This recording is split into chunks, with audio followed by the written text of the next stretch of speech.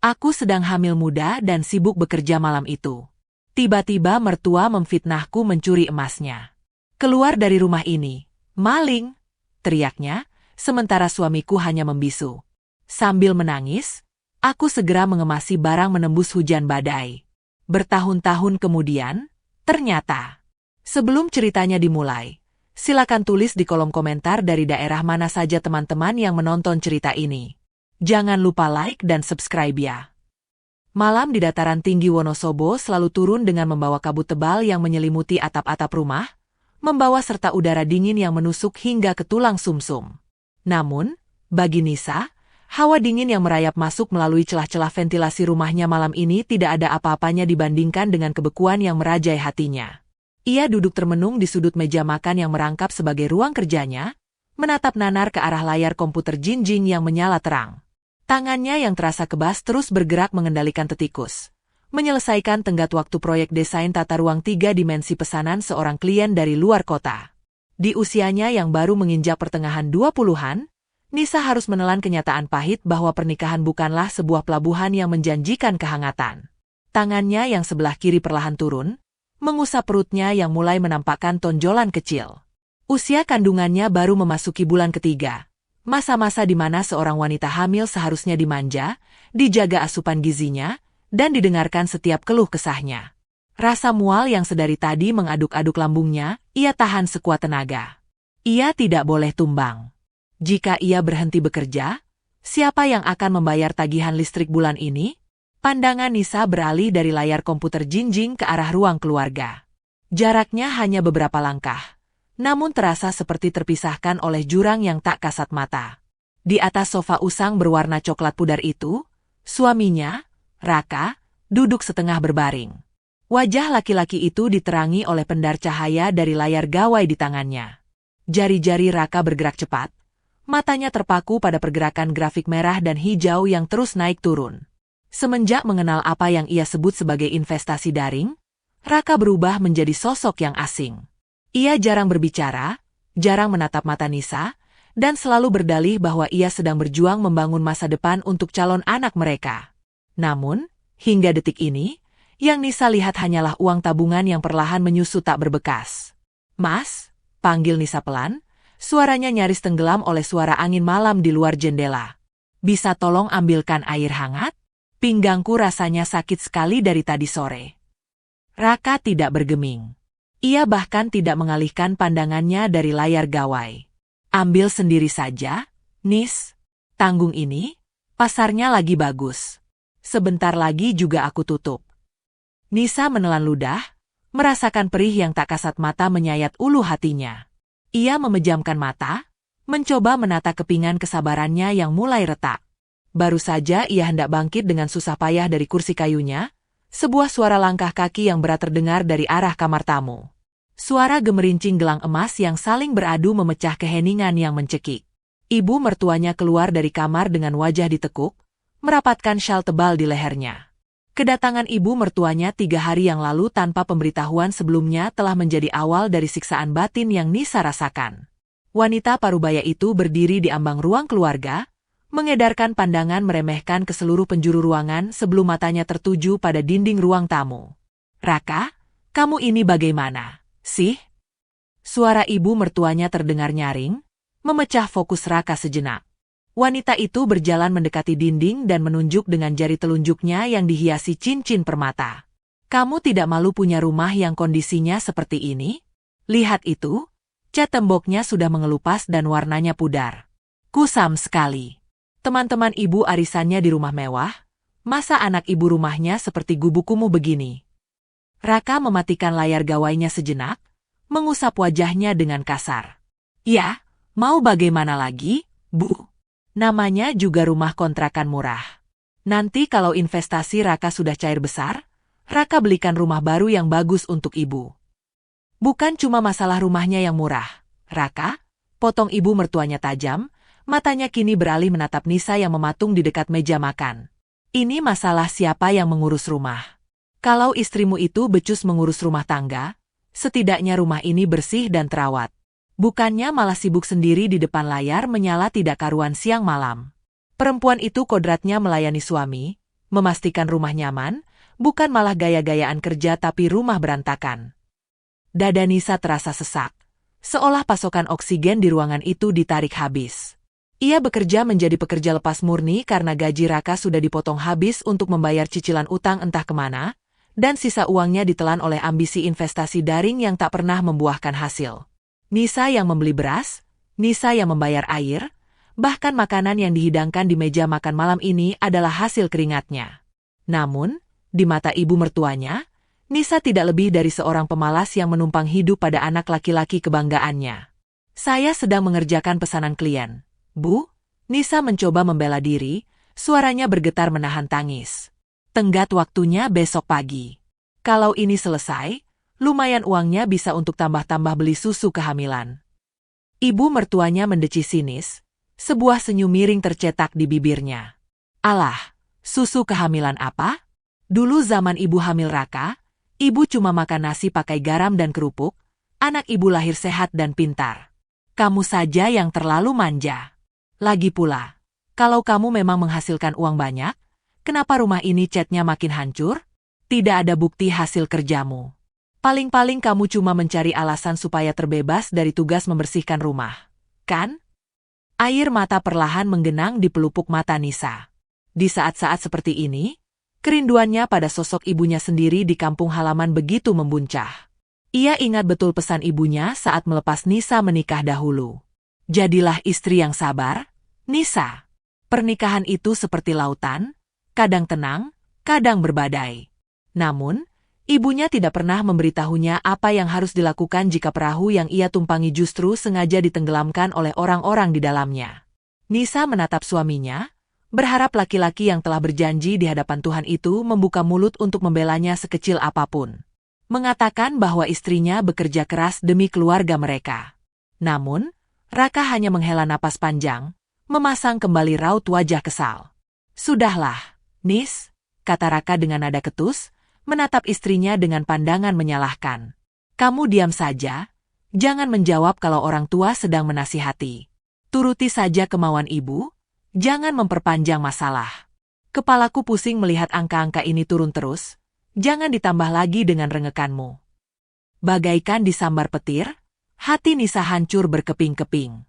Suaminya, pelindungnya, sang ayah dari benih yang sedang tumbuh di rahimnya, memilih untuk berpihak pada kekejaman dan menginjak harga dirinya hingga tak bersisa. Raka kembali menunduk, tenggelam dalam dunia gawainya, meninggalkan Nisa sendirian dalam peperangan mental melawan wanita parubaya yang kini menatapnya dengan raut wajah penuh kemenangan. Malam itu berlanjut dengan kebisuan yang mencekam. Nisa menyelesaikan pekerjaannya dengan air mata yang terus menetes membasahi pipinya. Setelah mengirimkan hasil desain tata ruang melalui surat elektronik kepada kliennya, ia mematikan komputer jinjingnya. Perutnya terasa mulas, kombinasi antara kelelahan fisik dan tekanan batin yang luar biasa. Ia merapikan meja, lalu berjalan tertatih menuju kamar tidur yang sempit, membiarkan Raka dan ibunya berbincang ringan di ruang keluarga, seolah Nisa tidak pernah ada di rumah itu. Udara dingin Wonosobo semakin menggigit saat jam dinding menunjukkan pukul 2 dini hari. Nisa terbangun dari tidur dangkalnya. Kerongkongannya terasa sangat kering, dan perutnya bergejolak menuntut asupan air hangat. Ia bangkit dari ranjang secara perlahan, memastikan tidak membangunkan Raka yang sudah tertidur lelap dengan memeluk guling, memunggunginya. Nisa berjalan keluar kamar dengan langkah tanpa suara, beringsut menyusuri lorong sempit menuju dapur. Rumah itu gelap gulita, hanya disinari oleh cahaya bulan yang mengintip dari celah jendela ruang tamu. Namun, saat ia baru saja melewati pintu kamar tamu yang ditempati oleh ibu mertuanya, langkah Nisa terhenti seketika. Tubuhnya mendadak kaku, darahnya seakan membeku. Dari dalam kamar yang pintunya sedikit terbuka itu, terdengar suara bisik-bisik yang tertahan. Nisa menajamkan pendengarannya. Bukan hanya suara ibu mertuanya, melainkan ada suara berat yang sangat ia kenal menyahut pelan. Itu suara Raka. Entah sejak kapan suaminya itu menyelinap ke kamar ibunya di tengah malam buta. Ibu sudah tidak tahan melihat perempuan kampung itu. Raka? Bisik ibu mertuanya dengan nada penuh kebencian yang mendalam, membuat bulu kuduk Nisa meremang. Sampai kapan kamu mau menunda? Bukankah kita sudah sepakat? Kandungannya makin membesar. Raka, kalau kamu tidak bertindak sekarang, Ucapan selanjutnya yang meluncur dari mulut Raka di dalam ruangan gelap itu membuat dunia Nisa seakan berhenti berputar, menyisakan firasat mengerikan yang mengoyak jiwa keibuannya di tengah dinginnya malam. Angin malam Wonosobo menderu menyusuri atap seng rumah kontrakan itu, seolah menyuarakan jeritan hati Nisa yang tertahan di kerongkongan. Ia berdiri mematung di lorong gelap, hanya berjarak beberapa jengkal dari pintu kamar tamu yang sedikit terbuka. Di dalam sana, cahaya redup dari lampu tidur memperlihatkan bayangan dua orang yang tengah merancang sebuah pengkhianatan paling keji. Kaki Nisa yang telanjang menapak di atas lantai ubin yang sedingin es. Namun rasa dingin itu kalah telak oleh beku yang merambat dari dadanya hingga ke ujung jemari. Raka tahu, Bu, suara suaminya terdengar rendah, nyaris seperti embusan napas. Namun setiap suku katanya melesat bagai belati yang mengoyak gendang telinga Nisa. Raka juga sudah muak hidup pas-pasan begini. Raka sedang mencari cara supaya bisa lepas dari Nisa tanpa harus ribut besar. Ibu tahu sendiri, dia sedang hamil. Raka sangat malas jika harus mengurus tetek bengek biaya persalinannya nanti. Dunia Nisa runtuh detik itu juga. Kedua tangannya secara naluriah terangkat, mendekap mulutnya sendiri rapat-rapat agar isak tangis yang meledak di dadanya tidak lolos menjadi suara. Perutnya yang buncit menegang, dan untuk pertama kalinya malam itu, Nisa merasakan gerakan halus dari dalam rahimnya. Seolah malaikat kecilnya ikut meronta, mendengar ayah kandungnya sendiri menganggap kehadirannya sebagai sebuah beban yang harus dibuang. Itu yang ibu tunggu dari tadi, Raka, sahut ibu mertuanya, nadanya terdengar puas dan penuh kemenangan. Kamu itu laki-laki berpendidikan, masa depanmu masih panjang. Untuk apa kamu bertahan dengan perempuan benalu yang bisanya cuma duduk di depan layar menyala tidak karuan? Keluarganya di kampung juga tidak punya apa-apa. Kan? Lihat keluarga Pak Darmawan. Mereka itu kaya raya, asetnya di mana-mana. Anaknya, si Sekar, sudah jelas menyukai kamu sejak kalian masih kuliah dulu. Kalau kamu menikahi dia, hidupmu langsung terjamin. Semua kerugian investasimu yang tidak seberapa itu bisa langsung tertutup. Tapi ibu harus sabar, potong Raka cepat. Terdengar suara tarikan napas lelah dari laki-laki itu. Raka tidak bisa tiba-tiba menceraikannya begitu saja. Biar Raka buat dia tidak betah perlahan-lahan. Kalau dia yang meminta pergi sendiri, Raka tidak akan disalahkan oleh tetangga atau keluarga di kampung. Lagi pula, kalau langsung diusir sekarang, siapa yang akan membayar uang sewa rumah dan listrik bulan depan? Uang Raka sedang tertahan semua di pasar saham daring. Alasan saja kamu ini, dengus ibu mertuanya kasar. Terserah bagaimana caramu, yang penting secepatnya. Ibu tidak sudi kalau sampai bayi itu lahir dan kamu harus bertanggung jawab menafkahinya seumur hidup. Sekar sudah sering menanyakan kepastianmu. Jangan sampai janda kaya itu berpaling ke laki-laki lain hanya karena kamu terlalu pengecut untuk membuang barang rongsokan di rumah ini. Nisa tidak sanggup mendengar lebih lama lagi. Air matanya mengalir deras bak anak sungai yang menjebol bendungan. Pandangannya mengabur. Dengan langkah yang teramat pelan dan tubuh bergetar hebat, ia mundur, berbalik arah, dan berjalan terseok-seok kembali menuju kamarnya.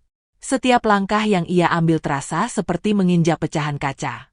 Orang yang ia cintai, laki-laki yang dengannya ia berbagi sumpah suci di hadapan Tuhan, ternyata sedang merancang skenario untuk membuangnya layaknya sampah yang sudah tidak berguna. Sesampainya di kamar, Nisa menjatuhkan dirinya ke atas kasur yang tipis. Ia menenggelamkan wajahnya ke dalam bantal, menangis sejadi-jadinya dalam kebisuan yang menyiksa. Ia menatap dinding kamar yang letaknya tepat di samping ranjang.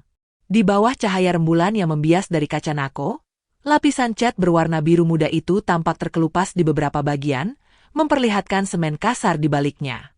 Nisa ingat betul, ia dan Raka yang mengoleskan cat itu bersama-sama di minggu pertama pernikahan mereka. Saat itu, Raka berjanji akan memberikan istana yang paling indah untuk Nisa dan anak-anak mereka kelak. Kini, janji itu ikut mengelupas dan membusuk, persis seperti dinding di hadapannya. Di saat-saat kehancuran seperti ini, bayangan sang ibu kembali berkelebat di pelupuk matanya. Wanita bersahaja yang membesarkannya seorang diri di desa kecil itu, selalu mengajarkannya tentang ketegaran. Air mata tidak akan mengubah nasibmu, Nisa. Begitu kata sang ibu setiap kali Nisa kecil menangis karena terjatuh. Nasihat itu kini menggema kuat di kepalanya. Nisa menyeka air matanya dengan punggung tangan yang gemetar.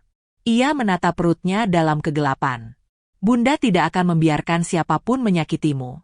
Nak, kalau ayahmu tidak menginginkan kita akan bertahan hidup sendiri. Tak berselang lama, derit pintu kamar terdengar terbuka. Nisa buru-buru memejamkan mata, mengatur napasnya agar terdengar teratur layaknya orang yang sedang tertidur lelap. Raka masuk ke dalam kamar, membawa aroma khas minyak angin milik ibunya yang bercampur dengan bau apak dari baju yang belum diganti. Nisa merasakan ranjang di sebelahnya melesak turun saat suaminya merebahkan diri. Laki-laki itu menarik selimut, memunggungi Nisa tanpa sedikitpun memeriksa keadaan istrinya yang sedang mengandung. Dalam hitungan menit, dengkuran halus terdengar dari Raka, menandakan ia telah terlelap tanpa beban, sementara Nisa harus terjaga semalaman dengan hati yang berdarah-darah. Pagi harinya, kabut masih menyelimuti Wonosobo ketika Nisa sudah sibuk di dapur. Matanya sembab, namun ia menyembunyikannya dengan membasuh wajahnya berulang kali menggunakan air es. Tangannya cekatan memotong sayuran, meracik bumbu seadanya untuk sarapan. Di kepalanya, percakapan semalam terus berputar seperti kaset rusak yang menyiksa kewarasannya. Ia harus mencari bukti. Ia tidak bisa hanya dia menjadi korban dari rencana busuk mertua dan suaminya. Aroma masakan yang menguar di udara mengundang ibu mertuanya keluar dari kamar. Wanita parubaya itu berjalan menuju meja makan dengan wajah ditekuk, menatap hidangan sederhana yang baru saja Nisa sajikan dengan tatapan jijik. Sayur bening dan tempe goreng lagi, cibir ibu mertuanya sambil menarik kursi dengan kasar. Kamu ini berniat membunuh mertuamu pelan-pelan dengan gizi buruk ya? Kalau di rumah Sekar, sarapan itu minimal ada daging sapi atau ayam kampung. Pantas saja Raka kurus kering, istrinya pelit dan tidak tahu cara mengurus suami. Nisa menelan ludah, menahan gejolak amarah yang mendidih di dadanya. Ia menuangkan air putih ke dalam gelas dan meletakkannya di depan ibu mertuanya, tanpa membalas sepatah kata pun. Ia tahu, membalas ucapan wanita itu hanya akan mempercepat rencana pengusirannya sebelum ia sempat mempersiapkan segala sesuatunya. Ibu bicara apa? Sih? Pagi-pagi sudah bahas orang lain. Suara Raka tiba-tiba terdengar dari arah kamar mandi. Laki-laki itu berjalan keluar dengan rambut setengah basah, mengenakan kaos oblong dan celana pendek. Ia membawa gawainya di tangan. Layar benda pipi itu terus menyala menampilkan deretan notifikasi pesan singkat. Loh, ibu kan bicara fakta, sahut ibunya membela diri, melirik tajam ke arah Nisa. Ibu cuma mendoakan supaya kamu bisa makan enak setiap hari. Raka, bukannya makan makanan tidak berasa seperti ini. Raka hanya menghela napas, meletakkan gawainya di atas meja makan tepat di sebelah piring sayur. Lalu berbalik kembali menuju dapur untuk mengambil segelas kopi yang sudah Nisa siapkan di dekat kompor. Raka ambil kopi dulu, Bu, ucapnya singkat. Kesempatan itu datang dalam hitungan detik. Ibu mertuanya sedang sibuk mencomot tempe goreng sambil menggerutu ke arah lain. Pandangan Nisa tertuju pada layar gawai Raka yang masih menyala terang di atas meja, karena laki-laki itu lupa menguncinya. Jantung Nisa berdegup kencang, nyaris melompat dari rongga dadanya. Dengan gerakan pelan namun pasti, Nisa mencondongkan tubuhnya, melirik ke arah layar yang menampilkan aplikasi pesan singkat secara daring. Satu nama kontak langsung membuat napas Nisa tercekat. Sekar Darmawan. Pesan terakhir dari kontak tersebut belum sempat dibalas oleh Raka, namun isinya terpampang dengan sangat jelas di layar. Mas Raka, Bapak sudah setuju untuk menutup semua kerugian investasimu bulan ini. Tapi Bapak minta kepastian. Kapan kamu mau menyingkirkan perempuan miskin itu dari rumahmu? Aku tidak mau jadi yang kedua. Mas? Nisa mematung. Dadanya sesak bukan kepalang, seolah ada bongkahan batu besar yang tiba-tiba menimpa paru-parunya. Bukti itu ada di depan matanya sendiri. Kebenaran yang menjijikkan menampar kewarasannya telak-telak. Raka benar-benar menjual pernikahan mereka, menjual harga diri Nisa, dan menyingkirkan darah dagingnya sendiri demi melunasi utang dari investasi bodong yang selama ini selalu diagung-agungkannya. Gawai itu perlahan meredup dan mati, menyisakan pantulan wajah Nisa yang pucat pasi di layarnya yang gelap. Tangannya mengepal kuat di bawah meja, kuku-kukunya menancap hingga melukai telapak tangannya sendiri. Kemarahan, kesedihan, dan rasa jijik bercampur aduk menjadi satu racun yang mematikan di dalam nadinya. Nisa, kamu sedang lihat apa? Suara berat dan dingin itu tiba-tiba menggelegar dari arah belakangnya. Nisa terkesiap. Ia menoleh dengan cepat, mendapati Raka sudah berdiri tepat di belakang kursinya dengan secangkir kopi di tangan. Sorot mata laki-laki itu menajam, menatap lekat ke arah Nisa lalu beralih ke arah gawai yang tergeletak di atas meja. Udara di ruang makan itu mendadak terasa 10 kali lipat lebih beku, siap meledakkan badai yang tak lagi bisa dihindari. Udara di ruang makan itu mendadak membeku, jauh lebih dingin daripada kabut pagi Wonosobo yang masih mengepung di luar jendela. Pertanyaan Raka yang berat dan tajam menggantung di udara, mengunci napas Nisa di tenggorokan. Dengan gerakan kasar, Raka meletakkan cangkir kopinya ke atas meja hingga air pekat itu memercik keluar. Tangan laki-laki itu langsung menyambar gawainya yang tergeletak, mematikan layar benda pipih tersebut dengan satu sentuhan kilat, seolah sedang menyembunyikan sebuah rahasia negara. Aku tanya, kamu sedang melihat apa, Nisa? Raka mengulang pertanyaannya, kali ini suaranya naik 1 oktav. Matanya menatap Nisa dengan sorot mengintimidasi, seakan Nisa adalah seorang pesakitan yang baru saja tertangkap basah melakukan kejahatan besar. Nisa memaksa dirinya untuk berdiri, menumpuk kedua tangannya di tepi meja makan yang terbuat dari kayu rapuh. Kakinya bergetar, namun ia menolak untuk terlihat lemah. Hatinya yang hancur justru memantik sebuah keberanian baru. Seharusnya aku yang bertanya kepadamu, Mas? Suara Nisa bergetar, namun matanya menatap lurus ke manik mata suaminya. Siapa Sekar? Dan utang apa yang kamu sembunyikan dariku sampai-sampai kamu berniat membuangku dan anak kandungmu sendiri demi perempuan itu? Bukannya memucat atau terlihat panik karena rahasianya terbongkar, raut wajah Raka justru berubah menjadi merah padam karena amarah. Urat-urat di lehernya menonjol. Ia mendengus sinis, sebuah tawa merendahkan meluncur dari bibirnya.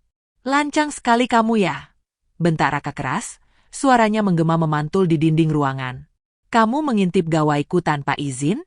Sejak kapan kamu jadi perempuan yang tidak punya sopan santun begini? Membaca pesan orang sepotong-sepotong lalu menuduh suamimu sendiri dengan pikiran kotor. Pikiran kotor? Nisa membalas, air matanya mulai menetes meski ia sudah berjanji pada dirinya sendiri untuk tidak menangis di hadapan laki-laki pengecut ini. Pesannya sangat jelas, Mas. Dia minta kepastian kapan kamu menyingkirkan perempuan miskin ini dari rumahmu. Dia tidak mau jadi yang kedua. Apalagi yang mau kamu sangkal? Kamu terlilit utang di investasi daring itu, kan? Dan kamu mau menjual istrimu yang sedang hamil ini demi uang bapaknya Sekar. Tutup mulutmu, Nisa. Raka menggebrak meja makan dengan sangat keras, membuat piring berisi sayur bening dan tempe goreng bergetar hebat. Nisa terkesiap, mundur selangkah sambil memegangi perutnya secara naluriah. Kamu ini benar-benar tidak waras. Raka mulai memutarbalikan fakta, menunjuk wajah Nisa dengan telunjuknya yang gemetar karena marah. Hormon kehamilanmu itu benar-benar membuatmu gila dan berhalusinasi. Sekar itu cuma anak dari klien besarku. Dia perempuan gila yang terobsesi kepadaku. Kamu tidak lihat kalau pesannya tidak kubalas sama sekali? Aku ini sedang berusaha membujuk bapaknya supaya mau menyuntikkan dana untuk bisnisku. Aku membiarkan anaknya meracau tidak karuan demi menjaga hubungan baik dengan bapaknya. Tapi kamu, istri yang seharusnya mendukung suaminya yang sedang kesusahan mencari uang, malah bersikap seperti orang gila. Kamu yang menghancurkan rencanaku.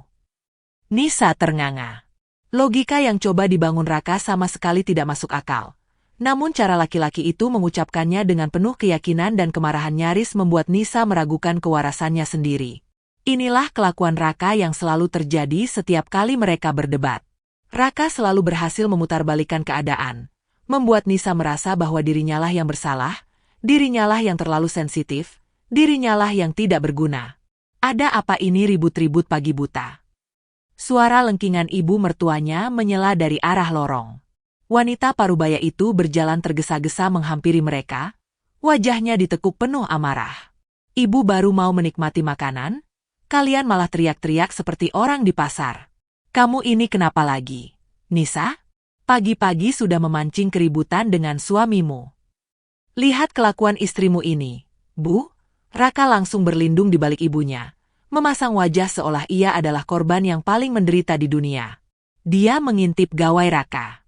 Raka sedang berurusan dengan investor besar. Anaknya kebetulan menyukai Raka dan mengirim pesan yang bukan-bukan. Raka tidak tanggapi. Tapi Nisa malah menuduh Raka berselingkuh dan mau menjualnya. Raka capek, Bu. Raka banting tulang cari uang dari saham daring, di rumah malah dicurigai terus. Mendengar penjelasan putranya, mata ibu mertuanya langsung membelalak menatap Nisa. Tanpa ragu, wanita itu melangkah maju dan mendorong bahu Nisa dengan kasar, membuat Nisa nyaris kehilangan keseimbangan jika saja ia tidak berpegangan pada sandaran kursi. Dasar perempuan kampungan yang tidak tahu diuntung. Maki ibu mertuanya, ludahnya sedikit menyembur.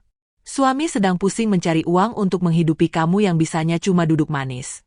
Kamu malah berani-beraninya memeriksa gawai suami. Kamu pikir kamu siapa? Kamu itu cuma menumpang hidup di sini. Sudah untung Raka mau menikahimu. Kalau Raka mau, dia bisa dapat perempuan 1000 kali lipat lebih baik dan lebih kaya dari kamu. Kalau pikiranmu isinya cuma curiga dan menuduh, pantas saja rezeki anakku seret terus. Kamu itu pembawa sial. Ibu, aku yang bayar sewa rumah ini. Nisa mencoba membela diri dengan suara parau, dadanya sesak oleh ketidakadilan yang menimpanya. Beras yang ibu makan, sayur yang kumasak, itu semua dari uang kerjaku siang malam, Bu. Mas Raka tidak pernah. Kurang ajar. Belum sempat Nisa menyelesaikan kalimatnya, ibu mertuanya dengan cepat menyambar piring berisi sayur bening dari atas meja. Dengan sekali sentakan kasar, wanita itu menumpahkan seluruh isi sayur ke lantai, menciprati kaki Nisa dengan kuah yang masih hangat. Orang gila curiga dan durhaka seperti kamu tidak pantas menyombongkan makanan murahan seperti ini di depan hidungku. Bentak wanita itu penuh kemenangan. Kamu pikir kami mengemis padamu? Raka, ayo kita pergi dari sini. Ibu muak melihat wajah perempuan berpenyakit hati ini. Kita sarapan di luar saja pakai uang ibu, biarkan dia memakan kecurigaannya sendiri di sini. Raka sama sekali tidak menghentikan tindakan ibunya. Ia hanya melirik Nisa dengan tatapan dingin yang tak menyiratkan sedikitpun rasa bersalah. Laki-laki itu mengantongi gawainya, lalu berjalan mendahului ibunya menuju pintu depan. Keduanya pergi meninggalkan rumah begitu saja, membanting pintu dengan sangat keras hingga dinding rumah terasa bergetar, meninggalkan Nisa yang berdiri mematung di tengah kekacauan. Keheningan yang menyakitkan langsung menguasai ruangan. Nisa merosot perlahan ke lantai yang dingin, mengabaikan kuah sayur yang mengotori ujung piyama usangnya. Ia tidak menangis menjerit. Air matanya mengalir dalam diam, membawa serta sisa-sisa rasa cinta dan hormat yang pernah ia miliki untuk laki-laki bernama Raka. Ia menatap dinding dapur di sebelahnya, melihat lapisan cat berwarna putih tulang yang sudah kusam dan bernoda. Kondisi dinding itu persis seperti rumah tangganya. Dibiarkan rusak, tak terawat, dan penuh kebohongan. Nasihat ibunya di kampung kembali berdenging di telinganya. Jangan pernah biarkan laki-laki menginjak harga dirimu. Nak, kamu punya otak, kamu punya tenaga. Nisa mengusap perutnya yang membuncit. Maafkan Bunda, sayang, bisiknya parau, suaranya tercekat oleh kepedihan yang teramat sangat. Bunda tidak bisa memberimu ayah yang baik. Tapi Bunda janji, Bunda tidak akan membiarkan mereka menghancurkan kita. Hari-hari berikutnya berubah menjadi neraka bisu bagi Nisa. Raka menghukumnya dengan cara yang paling kejam. Pengabaian total. Laki-laki itu mendiamkannya, tidak pernah menatap matanya, dan menolak memakan apapun yang Nisa masak. Jika Nisa bertanya, Raka akan diam saja atau membuang muka. Di saat yang sama, ibu mertuanya semakin menjadi-jadi. Wanita itu sengaja menyalakan televisi dengan volume maksimal saat Nisa sedang konsentrasi mengerjakan desain pesanan klien, atau sengaja menyindir tentang betapa mahalnya hidup dengan benalu setiap kali Nisa melewati ruang tamu. Namun, Nisa tidak lagi mempedulikannya. Hatinya telah mati rasa. Di balik diamnya, Nisa menggunakan seluruh waktunya untuk menyelesaikan proyek tata ruang daringnya secepat mungkin. Ia membutuhkan uang. Ia tahu badai besar akan segera datang, dan ia tidak boleh tenggelam saat ombak itu menghantam. Diam-diam, Nisa menyisihkan seluruh hasil bayarannya ke rekening lain yang tidak pernah diketahui oleh Raka. Suasana rumah terasa seperti bom waktu yang terus berdetak, menunggu saat yang tepat untuk meledak dan meluluh lantakkan segalanya. Dan benar saja, di suatu sore yang mendung saat hujan rintik-rintik mulai membasahi Wonosobo, ledakan itu terjadi dengan cara yang paling kotor. Nisa sedang menyeduh teh hangat di dapur ketika tiba-tiba terdengar suara teriakan histeris dari arah kamar tamu. Raka! Raka! Tolong ibu, nak! Ibu mertuanya berteriak panik. Langkah kakinya terdengar tergesa-gesa berlari ke ruang keluarga. Nisa mematung, cangkir teh di tangannya bergetar. Raka yang sedang duduk di sofa langsung melompat berdiri menghampiri ibunya. Ada apa, Bu? Kenapa teriak-teriak? Tanya Raka panik. Ibu mertuanya menangis terseduh-seduh. Tangannya menunjuk-nunjuk ke arah kamar dengan gemetar, lalu dengan perlahan, telunjuk wanita itu beralih menunjuk lurus ke wajah Nisa yang baru saja melangkah keluar dari dapur. Gelang emas ibu yang 15 gram hilang, Raka. Tadi pagi ibu letakkan di atas meja rias, sekarang tidak ada. Dan tidak ada orang lain di rumah ini selain pencuri miskin itu. Jerit mertuanya, menatap Nisa dengan tatapan mematikan yang siap menghancurkan sisa-sisa hidup wanita hamil itu. Pecahan cangkir teh yang jatuh dari tangan Nisa berserakan di atas lantai dapur, berpadu dengan tumpahan cairan hangat yang menggenang. Namun, suara pecahan beling itu seolah tak terdengar, tenggelam oleh gema tuduhan keji yang baru saja dilontarkan oleh ibu mertuanya. Nisa berdiri mematung, dadanya bergemuruh hebat, sementara napasnya terasa tertahan di kerongkongan. Ujung jari telunjuk wanita parubaya itu masih mengarah lurus ke wajahnya, gemetar oleh amarah yang entah sungguhan atau sekadar sandiwara. Apa maksud ibu? Suara Nisa keluar menyerupai bisikan parau. Ia melangkah maju perlahan, berusaha menyeimbangkan tubuhnya yang mendadak terasa ringan seperti kapas. Nisa sejak tadi sore ada di dapur, Bu. Menyiapkan makan malam, merebus air. Nisa bahkan tidak melewati kamar ibu sama sekali. Pembohong, jerit ibu mertuanya histeris, memukul-mukul dadanya sendiri dengan dramatis. Matanya melotot tajam, memancarkan kebencian yang tak lagi ditutup-tutupi. Tidak ada siapa-siapa lagi di rumah ini selain kita bertiga. Raka sedang mandi, lalu siapa lagi yang masuk ke kamarku kalau bukan kamu? Kamu pasti dendam karena tadi pagi ibu tegur. Lalu kamu nekat mencuri barang berhargaku untuk membalas dendam, kan? Mengaku kamu. Raka, yang baru saja keluar dari kamar mandi dengan handuk melilit lehernya, berjalan cepat menghampiri mereka.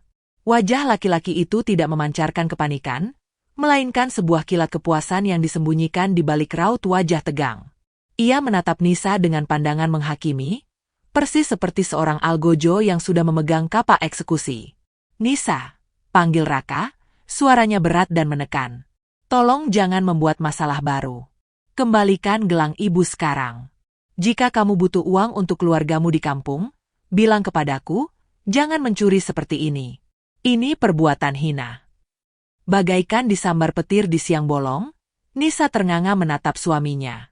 Tidak ada pertanyaan, tidak ada ruang untuk membela diri. Raka langsung menjatuhkan vonis bersalah kepadanya. Seolah skenario ini sudah ditulis rapi dan tinggal dimainkan saja. Tiba-tiba, ingatan Nisa kembali pada percakapan rahasia antara Raka dan ibunya malam itu. Biar Raka buat dia tidak betah perlahan-lahan. Kalau dia yang meminta pergi sendiri, Raka tidak akan disalahkan. Air mata yang sejak tadi menggenang di pelupuk mata Nisa akhirnya jatuh berderai. Kepedihan yang teramat sangat meremukkan hatinya. Mas, demi Allah, aku tidak mengambil apapun. Aku ini istrimu, Mas. Aku sedang mengandung anakmu. Tega sekali kamu menuduhku mencuri. Jangan bawa-bawa nama Tuhan untuk menutupi kelakuan busukmu. Sergah ibu mertuanya kasar. Wanita itu lalu menarik lengan Raka dengan beringas. Ayo kita geledah kamarnya. Raka! Pencuri licik seperti dia pasti menyembunyikan barang itu di antara tumpukan baju rongsokannya. Ibu tidak akan tenang sebelum gelang itu ketemu. Tanpa menunggu persetujuan Nisa, ibu mertuanya melangkah lebar menuju kamar Nisa dan Raka, diikuti oleh Raka dari belakang. Nisa terseret langkahnya sendiri, berlari kecil menyusul mereka dengan perut yang mulai terasa kram. Sesampainya di kamar, pemandangan yang tersaji membuat dada Nisa serasa dihantam palu godam. Ibu mertuanya dengan beringas membuka pintu lemari pakaian, menarik tumpukan baju Nisa dan melemparnya ke lantai dengan sembarangan. Pakaian-pakaian sederhana yang dibeli Nisa dari hasil keringatnya sendiri kini berserakan seperti kain pel di bawah kaki wanita itu. Di mana kamu sembunyikan? Hah? Bentak wanita itu sambil terus mengacak-acak bagian dalam lemari. Lapisan cat pada pintu lemari kayu yang sudah keropos itu tergores kuku panjang sang ibu mertua, meninggalkan bekas putih yang kasar. Nisa hanya bisa berdiri di ambang pintu, air matanya tak henti-hentinya mengalir membasahi pipi. Ia menoleh ke arah Raka yang berdiri bersandar di dinding. Laki-laki itu hanya diam, melipat kedua tangannya di dada, menyaksikan istrinya dipermalukan dan barang-barangnya dirusak tanpa niat sedikitpun untuk menghentikan ibunya. Tiba-tiba, gerakan tangan ibu mertuanya terhenti di laci paling bawah lemari. Laci tempat Nisa menyimpan pakaian dalam dan beberapa helai baju bayi yang baru saja ia beli dengan menyisihkan uang makannya. Dengan senyum sinis yang mengembang di sudut bibirnya, wanita itu menarik sebuah kain kecil, dan dari lipatan kain tersebut, jatuhnya sebuah benda pipih berwarna keemasan yang berkilau tertimpa cahaya lampu kamar. Gelang emas 15 gram itu tergeletak nyata di atas tumpukan baju Nisa. Ruangan itu seketika hening. Nisa menahan napas, matanya membelalak tak percaya menatap benda sialan tersebut. Jantungnya berdetak liar hingga rasanya ingin pecah. Ia tahu pasti, seumur hidupnya ia belum pernah menyentuh apalagi meletakkan benda itu di dalam lacinya. Ini adalah sebuah jebakan. Sebuah fitnah keji yang dirancang dengan sangat sempurna untuk menyingkirkannya malam ini juga.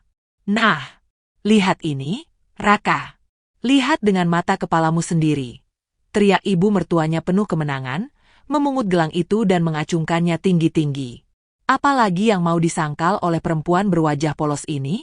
Dia memang ular berbisa. Sudah menumpang, malas, sekarang terbukti dia pencuri. Nisa menggelengkan kepalanya dengan kuat, isak tangisnya pecah memenuhi ruangan yang menyesakkan itu. Ia berjalan tertatih menghampiri Raka, meraih tangan suaminya dengan kedua tangannya yang bergetar hebat. Mas Raka, tolong percaya padaku. Mohon Nisa dengan suara tersendat-sendat, menatap lurus ke dalam mata laki-laki yang sangat dicintainya itu. Itu jebakan, Mas. Seseorang sengaja menaruhnya di sana. Kamu tahu aku tidak pernah mencuri sekecil apapun darimu. Mas, tolong bicara belati aku, Mas. Tolong katakan pada ibu kalau aku bukan pencuri. Namun, respons Raka menghancurkan sisa-sisa kewarasan Nisa. Laki-laki itu tidak marah, tidak pula berteriak. Ia perlahan menarik tangannya dari genggaman Nisa dengan gerakan dingin dan penuh perhitungan. Raka membuang muka, menolak menatap mata istrinya yang memancarkan keputusasaan yang mendalam. Ia hanya diam. Sebuah kebisuan yang jauh lebih menyakitkan daripada tamparan fisik manapun di dunia ini. Raka memilih keluarganya, memilih kebohongannya, dan memilih membuang Nisa ke dasar jurang demi menyelamatkan dirinya sendiri dari lilitan utang. Melihat putranya tidak melakukan pembelaan, ibu mertuanya merasa mendapatkan angin segar. Wanita itu melangkah maju, mencengkeram lengan Nisa dengan kuat hingga kuku-kukunya menancap di kulit Nisa, lalu menariknya secara kasar menuju ruang tamu. Sudah cukup sandiwaramu. Keluar sekarang juga dari rumah anakku. Teriak wanita itu menggelegar, mendorong tubuh Nisa hingga wanita hamil itu terjerembab ke atas lantai ruang tamu. Lutut Nisa menghantam ubin yang keras, menimbulkan rasa ngilu yang menjalar hingga ke perutnya. Nisa meringis kesakitan, memegangi perutnya dengan panik. Ia mendongak, melihat bayangan dua manusia yang berdiri menjulang di hadapannya seperti iblis yang menyamar. Raka masih saja berdiri dalam diam di ambang pintu, menatap lantai, tak sudi melihat Nisa yang sedang kesakitan. Pergi kamu malam ini juga. Jangan pernah menginjakkan kakimu di rumah ini lagi, dasar perempuan maling. Usir ibu mertuanya tanpa ampun, menunjuk ke arah pintu depan yang di luar sana sedang dilanda hujan rintik-rintik dan kabut tebal malam Wonosobo. Kalau kamu tidak pergi sekarang, aku akan berteriak memanggil warga kampung dan melaporkanmu ke kantor polisi biar kamu membusuk di penjara. Di titik terendah itulah, sesuatu di dalam diri Nisa akhirnya patah. Kepingan hatinya yang rapuh hancur lebur menjadi debu, tertiup habis oleh kekejaman mereka. Air mata Nisa tiba-tiba berhenti mengalir. Isak tangisnya reda, digantikan oleh kekosongan yang dingin dan mencekam. Nisa menyadari satu hal yang mutlak. Mengemis cinta dan pembelaan pada sepotong kayu yang busuk adalah hal paling bodoh yang pernah ia lakukan. Laki-laki pengecut itu memang tidak pantas untuk diperjuangkan. Dengan susah payah, Nisa menopang tubuhnya sendiri untuk berdiri tegak. Ia tidak mengatakan apa-apa lagi. Nisa berbalik, melangkah masuk kembali ke dalam kamar dengan punggung tegak, melewati ibu mertuanya yang mendengus puas. Nisa mengambil sebuah tas ransel usang dari balik pintu. Dengan gerakan cepat dan tanpa perasaan, Ia memasukkan beberapa pasang baju seadanya, serta yang paling penting, komputer jinjing dan pengisi dayanya. Benda itu adalah satu-satunya senjata yang ia miliki untuk bertahan hidup di dunia yang kejam ini. Saat Nisa kembali ke ruang tamu dengan tas ransel tersandang di bahunya, baik Raka maupun ibunya menatapnya dengan pandangan meremehkan. Nisa melangkah menuju pintu depan, membuka gagangnya perlahan. Udara malam yang membekukan langsung menerpa wajahnya, membawa serta aroma tanah basah dan kesunyian yang mencekam. Sebelum melangkah melewati ambang pintu, Nisa menghentikan langkahnya. Ia menoleh perlahan ke belakang. Matanya yang kini tak lagi meneteskan air mata, menatap tepat ke arah manik mata Raka. Pandangan Nisa begitu dingin, setajam silet yang menyayat dalam keheningan. Tidak ada lagi Nisa yang lemah, tidak ada lagi istri yang penurut. Yang tersisa hanyalah seorang wanita yang siap mengubah kehancurannya menjadi senjata paling mematikan. Nisa berbalik dan melangkah keluar, menembus kabut tebal dan rintik hujan yang menusuk tulang. Ia tidak membawa payung, hanya mengenakan jaket tipis yang membalut tubuh ringkihnya. Di bawah temaram lampu jalanan yang berkedip-kedip, Nisa mengusap perutnya dengan penuh kelembutan. Ibu berjanji, nak.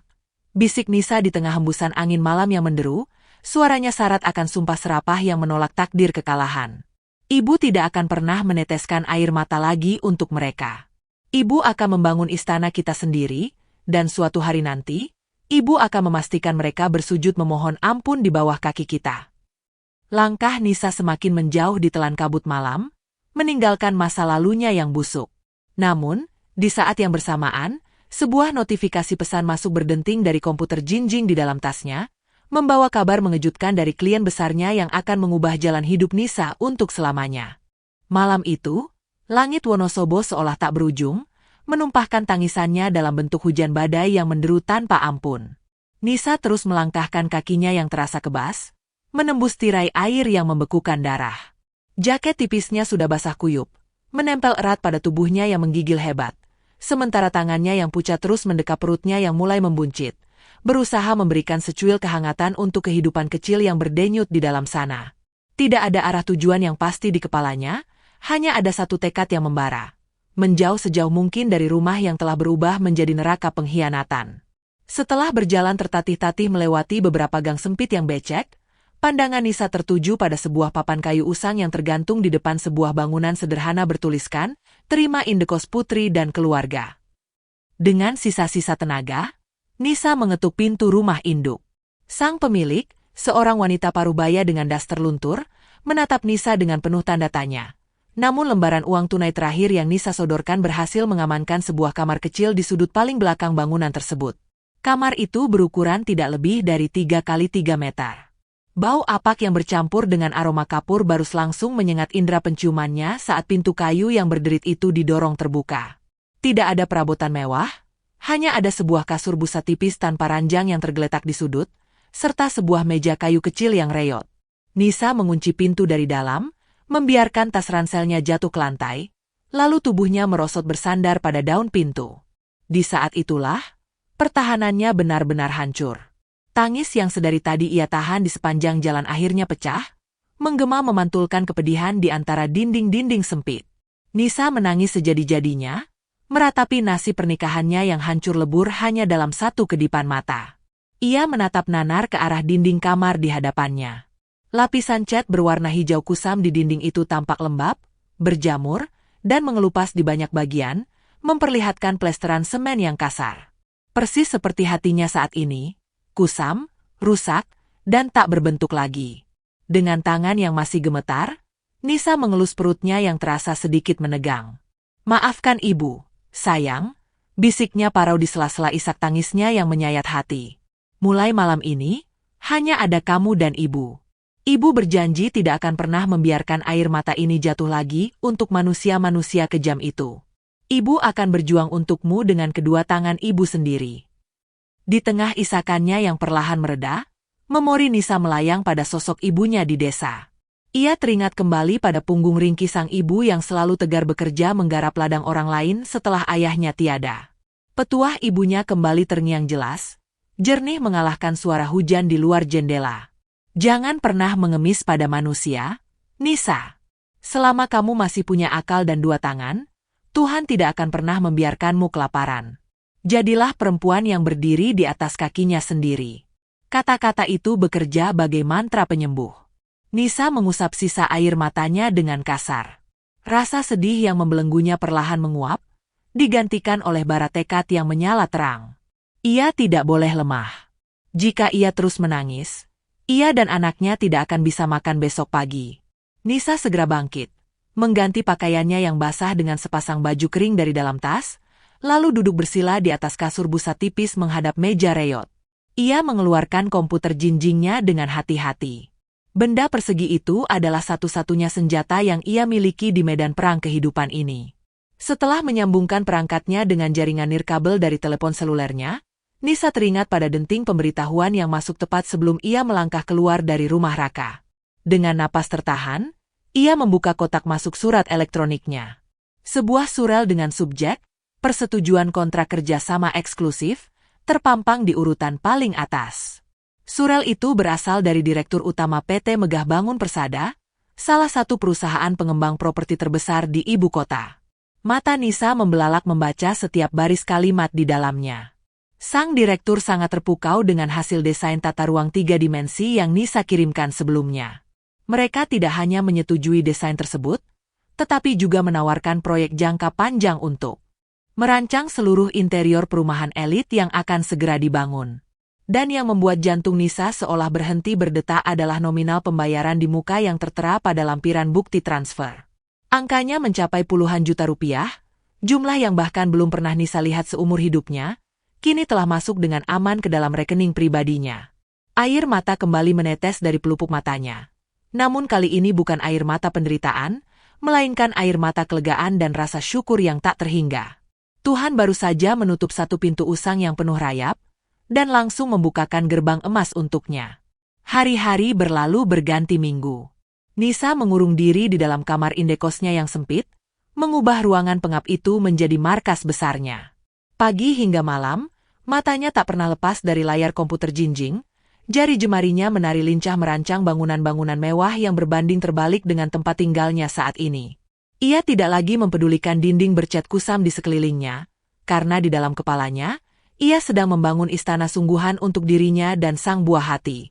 Ia memastikan asupan gizinya dan bayinya terpenuhi, memesan makanan sehat secara daring, dan rutin meminum susu kehamilan meski harus menyeduhnya di dapur umum indekos yang seadanya.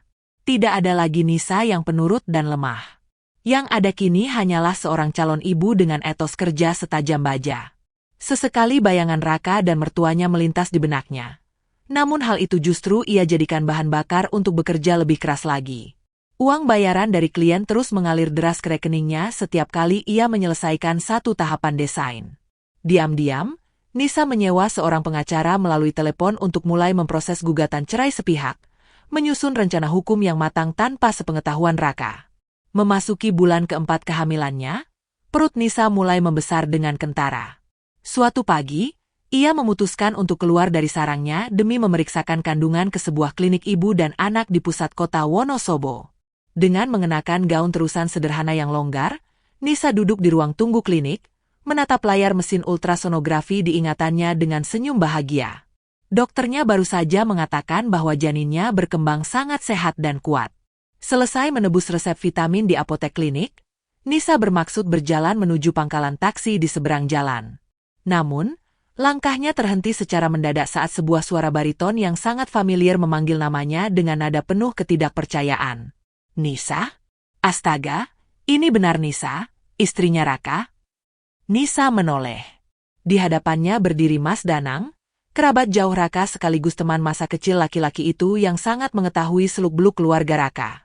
Mas Danang menatap Nisa dari ujung kepala hingga ujung kaki, pandangannya terpaku pada perut Nisa yang menonjol, lalu beralih menatap wajah Nisa dengan sorot mata penuh kasihan yang bercampur dengan kemarahan. Mas Danang, sapa Nisa kaku, seketika memasang benteng pertahanan.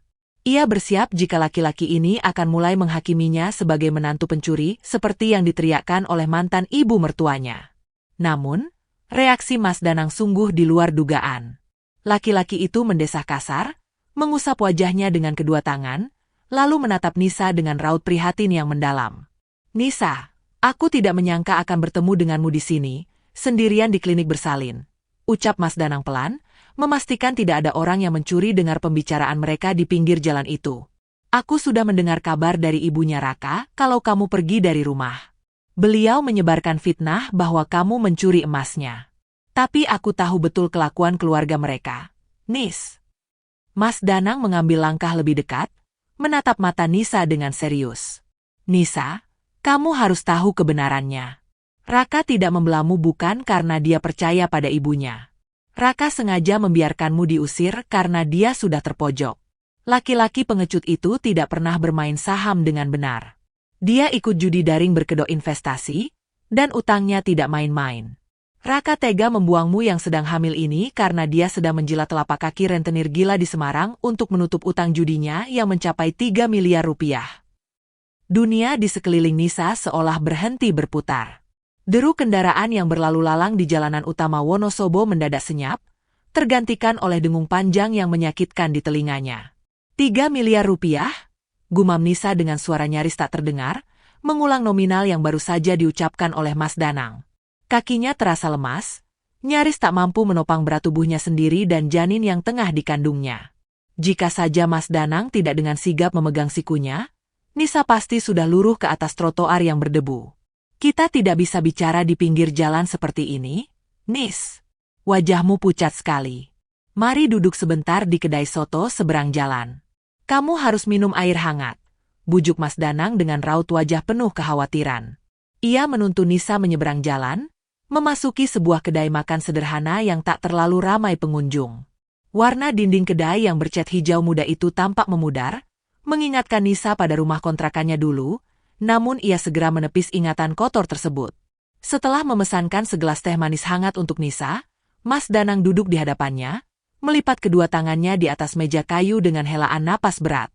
Pria parubaya itu menatap Nisa dengan rasa bersalah yang kentara, seolah ia ikut memikul dosa yang diperbuat oleh kerabatnya. Minum dulu, Nis, titah Mas Danang lembut. Nisa mengangguk pelan. Tangan kanannya yang bergetar meraih gelas kaca tersebut, meneguk cairan hangat yang perlahan mengusir rasa dingin yang menjalar di sekujur tubuhnya. Setelah merasa sedikit lebih tenang, Nisa meletakkan kembali gelasnya dan menatap lurus ke arah Mas Danang. Tidak ada lagi sisa-sisa tangis di matanya, yang ada hanyalah sorot keingintahuan yang tajam dan menuntut penyelesaian. Tolong ceritakan semuanya, Mas. Semuanya, tanpa ada yang ditutupi. Pinta Nisa dengan nada datar namun penuh ketegasan. Mas Danang mengusap wajahnya yang kasar, lalu mencondongkan tubuhnya ke depan agar suaranya tidak terdengar oleh pengunjung lain. Raka itu tidak pernah mengerti soal pasar modal atau saham yang sebenarnya. Nis. Apa yang selalu ia pamerkan di gawainya itu bukan investasi daring resmi, melainkan aplikasi judi berkedok perdagangan berjangka. Awalnya dia memang menang ratusan juta. Dari situlah dia mulai gila. Dia meminjam uang ke sana kemari, menjadikan sertifikat tanah warisan ayahnya yang di kampung sebagai jaminan, dan ketika itu semua habis, dia mulai meminjam kepada lintah darat kelas kakap di Semarang. Nisa menahan napas. Potongan-potongan teka-teki yang selama ini berserakan di kepalanya perlahan mulai menyatu. Ia ingat bagaimana Raka selalu menatap layar gawai hingga larut malam dengan dahi berkerut, amarahnya yang mudah meledak setiap kali Nisa bertanya soal uang belanja, dan kebiasaannya mengunci gawai dengan kata sandi berlapis. Lintah darat itu namanya Pak Darmawan, lanjut Mas Danang dengan suara tertahan. Kamu pernah mendengar nama Sekar? Jantung Nisa berdegup kencang mendengar nama itu. Perempuan yang pesannya tak sengaja aku baca di gawai Mas Raka. Raka bilang dia hanya anak dari klien investor besarnya yang terobsesi kepadanya. Mas Danang mendeci sinis, senyum miris terukir di wajahnya. Investor dari mana? Pak Darmawan itu mafia utang. Sekar memang anak perempuan satu-satunya, dan dia janda yang sangat dimanja oleh bapaknya. Sekar sudah lama mengincar Raka. Saat Raka tidak bisa membayar utang 3 miliarnya beserta bunga yang terus membengkak setiap bulan, Pak Darmawan mengancam akan menghancurkan hidup Raka dan memenjarakannya. Sekar masuk sebagai penyelamat. Dia membujuk bapaknya untuk menghapus semua utang Raka, dengan satu syarat mutlak. Raka harus menikahinya. Sela Nisa tajam, menyambung kalimat Mas Danang. Tepat. Mas Danang mengangguk berat. Namun, Sekar menolak menjadi istri kedua. Dia meminta Raka membuangmu jauh-jauh. Dan yang lebih gila lagi, Pak Darmawan tidak sudi anak perempuannya mengurus anak dari perempuan lain. Mereka tahu kamu sedang hamil. Itulah sebabnya ibu mertuamu tiba-tiba datang dari kampung. Bulu kuduk Nisa meremang. Sebuah kenyataan yang jauh lebih gelap dan menjijikkan dari yang pernah ia bayangkan kini terhampar di depan matanya. Ibu mertuamu sangat ketakutan anak kesayangannya masuk penjara atau dibunuh oleh anak buah Pak Darmawan, ungkap Mas Danang dengan nada muak. Maka dari itu, mereka merancang sandiwara murahan. Ibu mertuamu sengaja memancing emosimu, menghinamu, dan puncaknya, dia meletakkan sendiri gelang emasnya di lemarimu untuk memfitnahmu.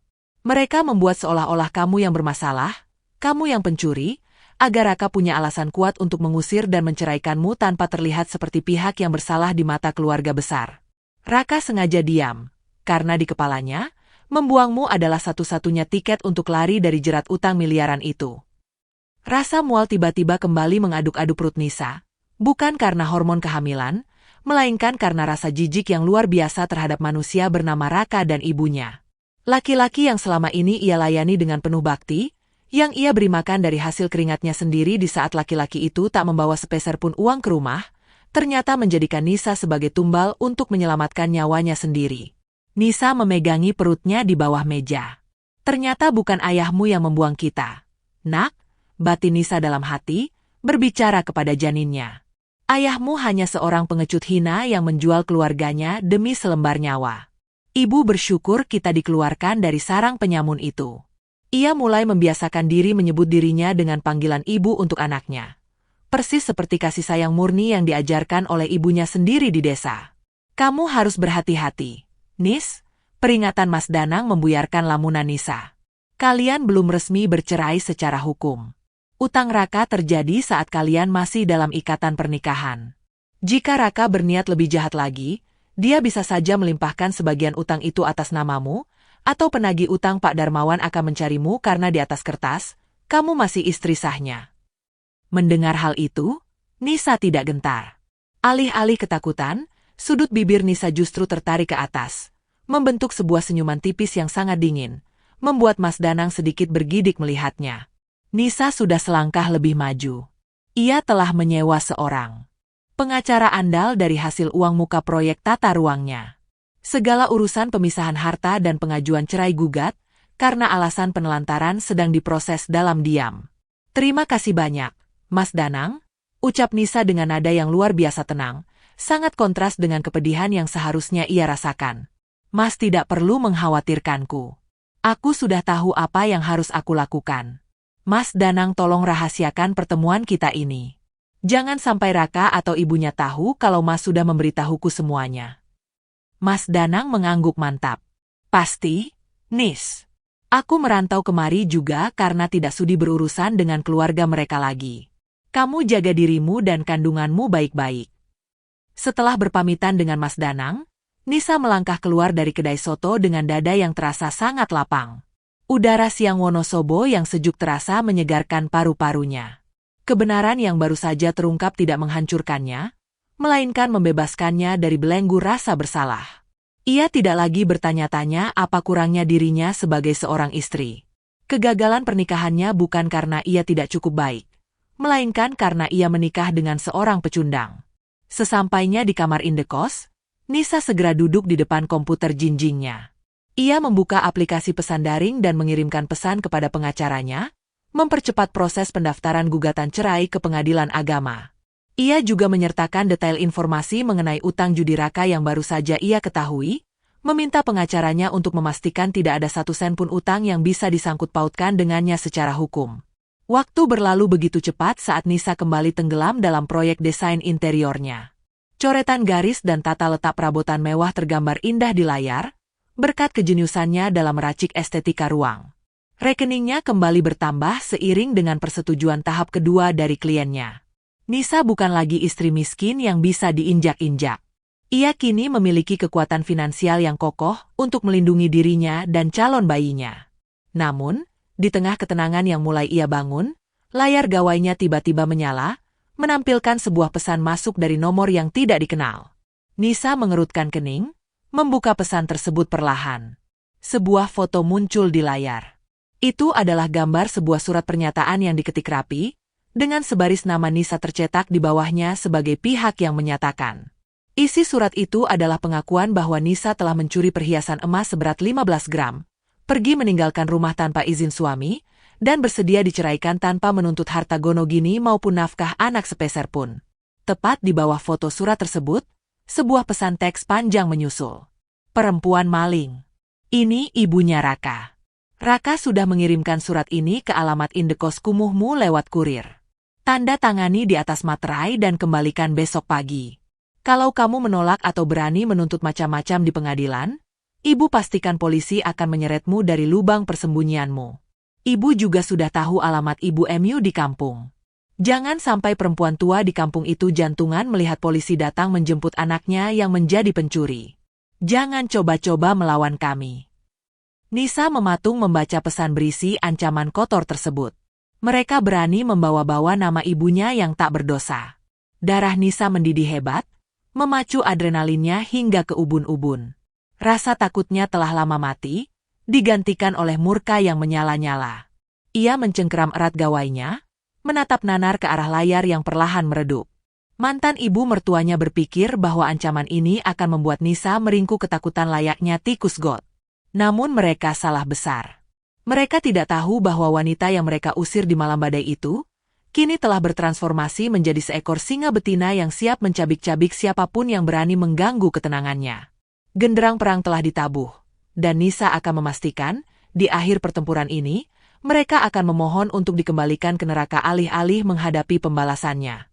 Ancaman murahan yang terpampang di layar gawai itu tidak membuat Nisa gentar sedikitpun. Di masa lalu, mungkin ia akan gemetar ketakutan, menangis memohon ampun, dan menuruti segala perintah ibu mertuanya demi menjaga keutuhan rumah tangga semu tersebut. Namun, Nisa yang rapuh itu telah mati terkubur di malam badai saat ia diusir bagai binatang dari rumahnya sendiri. Kini, yang duduk menatap layar itu adalah seorang wanita mandiri dengan pijakan yang sangat kuat. Senyum dingin dan sinis mengembang di bibir Nisa. Dengan tenang, ia menekan tombol di gawainya untuk mengambil tangkapan layar dari pesan ancaman beserta foto surat pernyataan palsu tersebut. Ia lalu mengunggahnya ke dalam sistem penyimpanan komputasi awan sebagai cadangan bukti digital. Pemerasan dan intimidasi. Mantan ibu mertuanya tanpa sadar baru saja menyerahkan sebilah pedang tajam tepat ke genggaman Nisa. Nisa langsung mencari nomor kontak ibunya di kampung dan melakukan panggilan suara. Nada dering berbunyi 2 kali sebelum suara lembut wanita parubaya yang sangat ia rindukan itu menyapa telinganya. "Halo, Nisa, enduk. Tumben malam-malam menelepon. Kamu dan kandunganmu sehat, kan?" tanya sang ibu dengan nada penuh kasih yang seketika menghangatkan rongga dada Nisa. Nisa menarik napas panjang, menstabilkan suaranya agar terdengar riang. "Ibu, Nisa sehat. Anak di dalam perut Nisa juga sangat sehat." Nisa menelepon cuma mau berpesan, kalau ada nomor tidak dikenal menghubungi ibu, atau ada orang suruhan Mas Raka yang datang ke rumah di kampung, ibu jangan bukakan pintu dan jangan dengarkan apapun omongan mereka. Mas Raka sedang ada masalah besar dengan penagih utang, dan Nisa sedang memproses perpisahan kami secara hukum. Terdengar helaan napas terkejut dari seberang sana, namun tidak ada nada panik yang berlebihan. Sang ibu adalah wanita tegar yang telah kenyang ditempa asam garam kehidupan. Ya Tuhan, pantas saja perasaan ibu tidak enak beberapa minggu ini. Kamu tidak apa-apa, nak? Keluar saja dari sana, pulang ke kampung. Biar kita makan seadanya asal hati tenang. Nisa tidak apa-apa, ibu. Ibu tidak perlu khawatir. Nisa sekarang sudah dapat pekerjaan yang sangat bagus.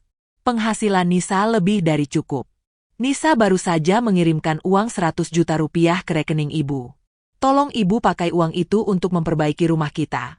Atau kalau perlu, sewa orang untuk menjaga rumah sementara waktu. Nanti setelah urusan surat-surat selesai dan proyek Nisa jalan, Nisa akan jemput ibu untuk tinggal bersama Nisa di kota. 100 juta. Nisa? Uang dari mana sebanyak ini? Nak? Sang ibu terdengar terkesiap, nyaris tak percaya. Uang halal dari hasil kerja keras Nisa merancang tata ruang, ibu. Ini rezeki cucu ibu. Tolong terima ya, Bu. Doakan Nisa agar selalu kuat. Ucap Nisa lembut namun penuh keyakinan. Setelah memastikan ibunya tenang dan mengamankan situasi di kampung, Nisa memutus panggilan. Ia memblokir nomor mantan ibu mertuanya tanpa berniat membalas sepatah kata pun. Esok paginya, saat seorang kurir datang mengetuk pintu indekosnya untuk mengantarkan amplop coklat berisi surat pernyataan yang harus ia tanda tangani, Nisa menerimanya dengan wajah datar. Tepat di hadapan kurir tersebut, Nisa merobek-robek surat itu menjadi serpihan kecil dan membuangnya ke tempat sampah, menyuruh sang kurir pergi tanpa membawa balasan apa-apa. Fokus Nisa kini sepenuhnya tertuju pada masa depannya. Minggu-minggu berikutnya adalah masa keemasan bagi karirnya. Hasil rancangan tata ruang 3 dimensi yang ia buat untuk PT Megah Bangun Persada sukses besar. Pihak direksi perusahaan pengembang properti itu sangat takjub dengan detail estetika dan efisiensi ruang yang Nisa tawarkan. Mereka tidak hanya memberikan bayaran penuh yang nominalnya mencapai ratusan juta rupiah, tetapi juga mengontrak Nisa secara resmi sebagai kepala perancang tata ruang eksternal untuk seluruh proyek perumahan elit mereka. Dengan dana segar yang melimpah ruah, Nisa tidak punya alasan lagi untuk bertahan di indekos kumuh yang mencekik. Ia segera mencari tempat tinggal baru yang layak untuk kesehatan fisik dan mentalnya. Pilihan Nisa jatuh pada sebuah paviliun mewah yang disewakan di salah satu kawasan perumahan kelas atas di pusat kota. Paviliun itu memiliki jendela kaca besar yang menghadap langsung ke taman bunga yang asri. Ketika pertama kali melangkahkan kaki masuk ke dalam tempat tinggal barunya, Nisa merasakan kedamaian yang tak terlukiskan. Ruangan itu luas, harum, dan dindingnya dilapisi cat putih gading bermutu tinggi yang bersih tanpa celah, memantulkan cahaya matahari pagi dengan sempurna. Sangat jauh berbeda dengan dinding lembab bercat kusam di rumah kontrakan Raka maupun indekos lamanya. Nisa berbelanja pakaian ibu hamil bermerek yang elegan, merawat penampilannya, dan mengonsumsi vitamin terbaik. Tubuhnya kini memancarkan aura seorang wanita kelas atas. Anggun, cerdas, dan tak tersentuh. Perutnya yang menginjak bulan kelima kehamilan semakin membuncit lucu, menjadi pengingat nyata akan alasan utamanya berjuang. Di sisi lain, perlawanan diam-diam yang ia siapkan mulai berjalan secara sistematis. Nisa mengadakan pertemuan tertutup dengan Bapak Aryo, seorang pengacara kondang yang sengaja ia sewa dengan tarif mahal. Di sebuah kedai kopi eksklusif, Nisa menyerahkan seluruh bukti yang ia miliki. Tangkapan layar pemerasan dari ibu mertuanya, bukti transaksi hasil kerjanya, hingga informasi yang ia dapatkan dari Mas Danang mengenai utang miliaran Raka kepada lintah darat di Semarang. Bapak Aryo membaca seluruh dokumen itu dengan teliti, lalu mengangguk puas. Anda sangat cerdas, Ibu Nisa. Mengenai ancaman dan pemerasan ini, kita sudah memiliki bukti digital yang kuat. Jika mereka berani mengganggu Anda atau keluarga Anda di kampung, kita bisa langsung menjerat mantan ibu mertua Anda dengan pasal ancaman dan Undang-Undang Informasi dan Transaksi Elektronik. Lalu bagaimana dengan utang Mas Raka? Pak, saya tidak mau setelah resmi bercerai, lintah darat itu justru menagih sebagian utang tersebut kepada saya dengan dalih utang bersama saat masa pernikahan. Tanya Nisa, menyuarakan kekhawatiran utamanya. Pengacara Parubaya itu tersenyum menenangkan. Anda tidak perlu cemas. Berdasarkan hukum yang berlaku, utang yang timbul akibat perbuatan melanggar hukum, seperti aplikasi judi daring yang disamarkan sebagai investasi, tidak bisa dikategorikan sebagai utang bersama dalam ikatan perkawinan. Itu murni utang pribadi saudara Raka, karena ia melakukannya untuk kepentingan sepihak dan melanggar norma hukum. Kita sudah mendaftarkan gugatan cerai Anda ke Pengadilan Agama hari ini juga, dengan alasan penelantaran dan perselisihan yang terus-menerus. Mereka akan menerima surat panggilan sidang pertama minggu depan. Nisa menghela napas lega. Bagus. Biarkan saja mereka menerima surat panggilan itu. Saya tidak akan hadir di sidang pertama. Biarkan prosesnya berjalan cepat secara fair stake karena ketidakhadiran tergugat. Saya hanya ingin ikatan kotor ini segera terputus secara hukum. Semuanya berjalan persis seperti yang Nisa rencanakan. Ia merasa seolah batu besar yang selama ini menghimpit dadanya telah terangkat sepenuhnya. Malam itu, Nisa sedang bersantai di sofa empuk paviliunnya, mendengarkan musik klasik sambil mengelus perutnya yang bergerak aktif. Tiba-tiba, komputer jinjingnya berbunyi, menandakan adanya panggilan video masuk dari Bapak Hadi, Direktur Utama PT Megah Bangun Persada. Nisa segera merapikan pakaiannya dan menerima panggilan tersebut. Wajah Bapak Hadi yang berwibawa muncul di layar, dihiasi dengan senyum lebar yang ramah. Selamat malam, Ibu Nisa. Maaf mengganggu waktu istirahatnya. Sapa Bapak Hadi dengan sopan. Malam, Pak Hadi. Tidak apa-apa, ada yang bisa saya bantu terkait revisi tata ruang klaster anggrek? Sahut Nisa profesional. Oh, bukan, rancangan Anda sudah sempurna, tidak ada revisi sama sekali. Kekeh Bapak Hadi bahagia. Saya menghubungi Anda untuk menyampaikan undangan resmi secara langsung. Akhir pekan ini, perusahaan kita akan mengadakan jamuan makan malam mewah di sebuah hotel berbintang 5 di Semarang. Acara ini adalah peresmian peluncuran mega proyek perumahan kita. Sebagai perancang utama, kehadiran Ibu Nisa sebagai tamu kehormatan sangat kami harapkan. Tentu, Pak Hadi. Saya merasa terhormat dan akan hadir. Jawab Nisa tanpa ragu. Luar biasa, seru Bapak Hadi. Acara ini juga sangat penting bagi perusahaan kita, Ibu Nisa. Karena malam itu, kita akan menandatangani nota kesepahaman dengan pemodal utama yang akan menyuntikkan dana triliunan rupiah untuk lancaran pembangunan kawasan ini. Beliau adalah salah satu pengusaha raksasa di Jawa Tengah. Namanya Bapak Darmawan. Darah Nisa seakan berhenti mengalir sesaat, sebelum akhirnya berdesir kencang memompa adrenalin ke seluruh urat nadinya. Bapak Darmawan. Ayah dari Sekar. Lintah darat kelas kakap yang membuat Raka rela menjual harga diri dan membuang anak istrinya demi melunasi utang miliaran. Jika Bapak Darmawan hadir sebagai pemodal utama di acara tersebut, maka sudah bisa dipastikan putri kesayangannya, Sekar, akan ikut mendampinginya. Dan jika Sekar hadir, anjing peliharaannya yang baru, Raka, beserta mantan ibu mertuanya pasti akan dibawa serta untuk memamerkan kasta baru mereka. Baik, Pak Hadi. Nisa membalas dengan suara yang terdengar sangat tenang, padahal di dalam dadanya badai kepuasan tengah mengamuk. Ujung bibirnya melengkung, membentuk senyum yang mematikan. Saya pasti akan datang dengan persiapan yang paling istimewa. Layar dimatikan. Nisa menutup komputer jinjingnya, menatap pantulan dirinya yang elegan di cermin besar ruang tamu. Takdir seolah dengan sengaja menyusun panggung kehancuran yang megah untuk Raka. Laki-laki itu membuangnya di tengah hujan badai yang hina. Dan kini, Nisa akan menyambutnya kembali di bawah gemerlap lampu kristal sebagai seorang ratu yang akan memenggal habis harga dirinya. Pagi di paviliun mewah itu selalu diawali dengan semburat cahaya keemasan yang menembus jendela kaca berukuran besar, menyapa Nisa yang kini duduk tenang di atas sofa beludru. Udara terasa sejuk dan harum, sangat kontras dengan bau apa indekos atau kebekuan kontrakan lamanya. Tangan Nisa bergerak lembut mengusap perutnya yang kini semakin membulat tegas. Di usia kehamilan yang menginjak bulan kelima ini, Nisa merasa tubuhnya memancarkan energi kehidupan yang luar biasa. Tidak ada lagi mual berlebih, yang ada hanyalah tekad yang semakin mengeras bagai batu karang. Tumbuhlah dengan sehat, anakku. Ibu sedang menyiapkan dunia yang paling indah untukmu. Bisik Nisa penuh kelembutan, menolak menggunakan sebutan lain selain ibu, demi mewarisi ketegaran yang pernah diajarkan oleh ibunya sendiri di desa. Layar komputer jinjing di pangkuannya menyala terang, menampilkan desain presentasi yang baru saja ia selesaikan untuk acara jamuan makan malam besar akhir pekan ini. Nisa tidak hanya menyiapkan desain tata ruang yang brilian, namun ia juga menyisipkan sebuah strategi pembuktian diri yang tak akan bisa dibantah oleh siapapun.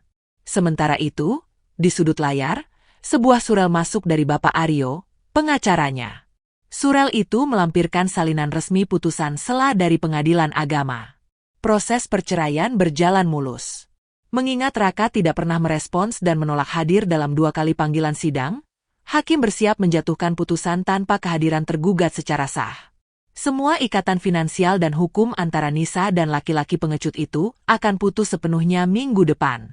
Ketenangan Nisa berbanding terbalik 180 derajat dengan badai yang tengah meluluh lantakkan kewarasan Raka di kota Semarang.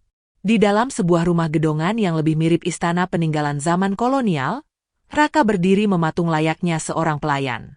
Dinding rumah besar itu dilapisi cat berkualitas tinggi berwarna putih bersih, dihiasi pilar-pilar raksasa yang tampak angkuh. Namun, bagi Raka, rumah mewah ini tak ubahnya sebuah penjara dengan jeruji emas yang perlahan mencekik lehernya hingga kehabisan napas. Raka, kamu ini punya telinga atau tidak? Lengkingan suara Sekar bergema di ruang tengah yang luas, memantul di antara lampu kristal raksasa yang menggantung di langit-langit. Janda kaya raya itu melempar sebuah tas tangan bermerek ke arah Raka dengan kasar. Raka dengan tergesa-gesa menangkap tas itu, menundukkan kepalanya dalam-dalam. Maaf, Sekar. Tadi aku sedang membalas pesan dari klien. Raka mencoba beralasan, meski suaranya terdengar bergetar dan tidak yakin. Klien apa? Klien judi daringmu yang membuat utangmu menumpuk menjadi 3 miliar itu? Hardik Sekar dengan tatapan merendahkan, bibirnya yang dipoles merah menyala menyeringai sinis. Jangan pernah berbohong kepadaku. Kamu itu di sini cuma menumpang. Kalau bapakku tidak berbaik hati melunasi tumpukan utangmu itu, kamu sekarang sudah membusuk di dasar laut.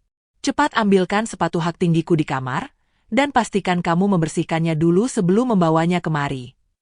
Raka menelan ludah yang terasa sepahit empedu.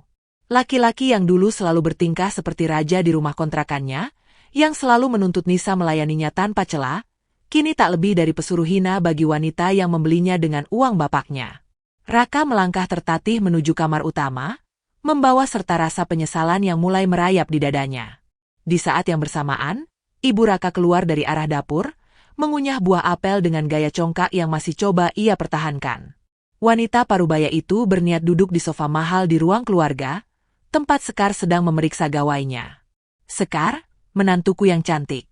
Sapa Ibu Raka berbasa-basi, mencoba mengambil hati. Nanti siang kita belanja perhiasan emas lagi. Ya? Ibu lihat ada model gelang baru yang... Siapa yang mengizinkan ibu duduk di situ? Potong Sekar tajam, bahkan tanpa repot-repot mengangkat wajahnya dari layar gawai. Ibu Raka terkesiap, tubuhnya kaku di udara sebelum bokongnya sempat menyentuh permukaan sofa. Ibu kan mertuamu, Sekar. Masa ibu tidak boleh duduk santai di ruang keluarga? Sekar akhirnya mendongak, menatap wanita parubaya itu dengan sorot mata penuh jijik.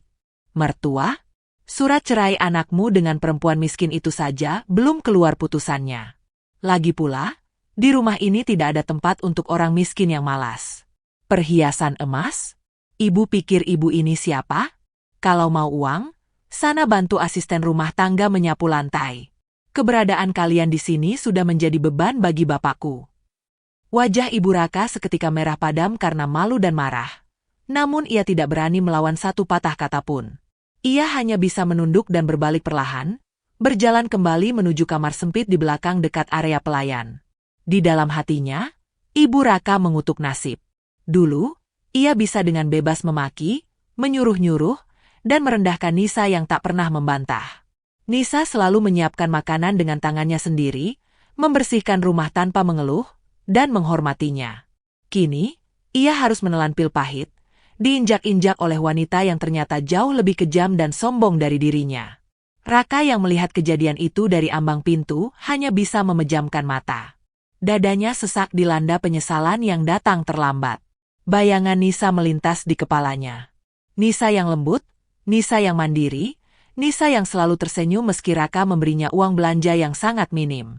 Diam-diam, Raka mengeluarkan gawainya, mencoba mencari profil media sosial Nisa atau menghubunginya melalui pesan singkat. Namun nihil. Semua aksesnya telah diblokir. Nisa seolah menguap di telan bumi. Di dalam kepalanya yang sempit, Raka meyakinkan dirinya sendiri bahwa Nisa pasti sedang hidup luntang-lantung di pinggiran jalan, menangisi kepergiannya. Pikiran busuk itu menjadi satu-satunya pelipur lara semu yang Raka miliki untuk menutupi kehancuran harga dirinya. Lamunan Raka buyar ketika seorang pria parubaya bertubuh tambun dan berkumis tebal melangkah, masuk ke ruang keluarga dengan diiringi 2 orang pengawal bertubuh kekar. Itu adalah Bapak Darmawan, sang lintah darat berkedok pengusaha besar yang memegang nyawa Raka di tangannya. "Raka?" panggil Bapak Darmawan dengan suara menggelegar. Raka tersentak dan setengah berlari menghampiri pria itu. "Iya, Pak. Ada yang bisa saya bantu. Akhir pekan ini, aku akan menandatangani kontrak kerjasama terbesar tahun ini dengan PT Megah Bangun Persada di Hotel Berbintang 5, ujar Bapak Darmawan sambil mengisap cerutunya dalam-dalam. "Kamu dan ibumu ikut hadir mendampingi Sekar. Tapi ingat baik-baik. Jangan buat malu. Berpakaianlah yang pantas dan bertingkah lakulah seperti orang kelas atas. Aku akan menjadi penyuntik dana utama di sana. Kalau kamu sampai melakukan kesalahan sekecil apapun dan membuat nama baikku tercoreng di depan dewan direksi, Aku pastikan besok paginya mayatmu ditemukan mengambang di sungai. Paham? Paham, Pak. Saya akan melakukan yang terbaik, jawab Raka terbata-bata, keringat dingin membasahi pelipisnya.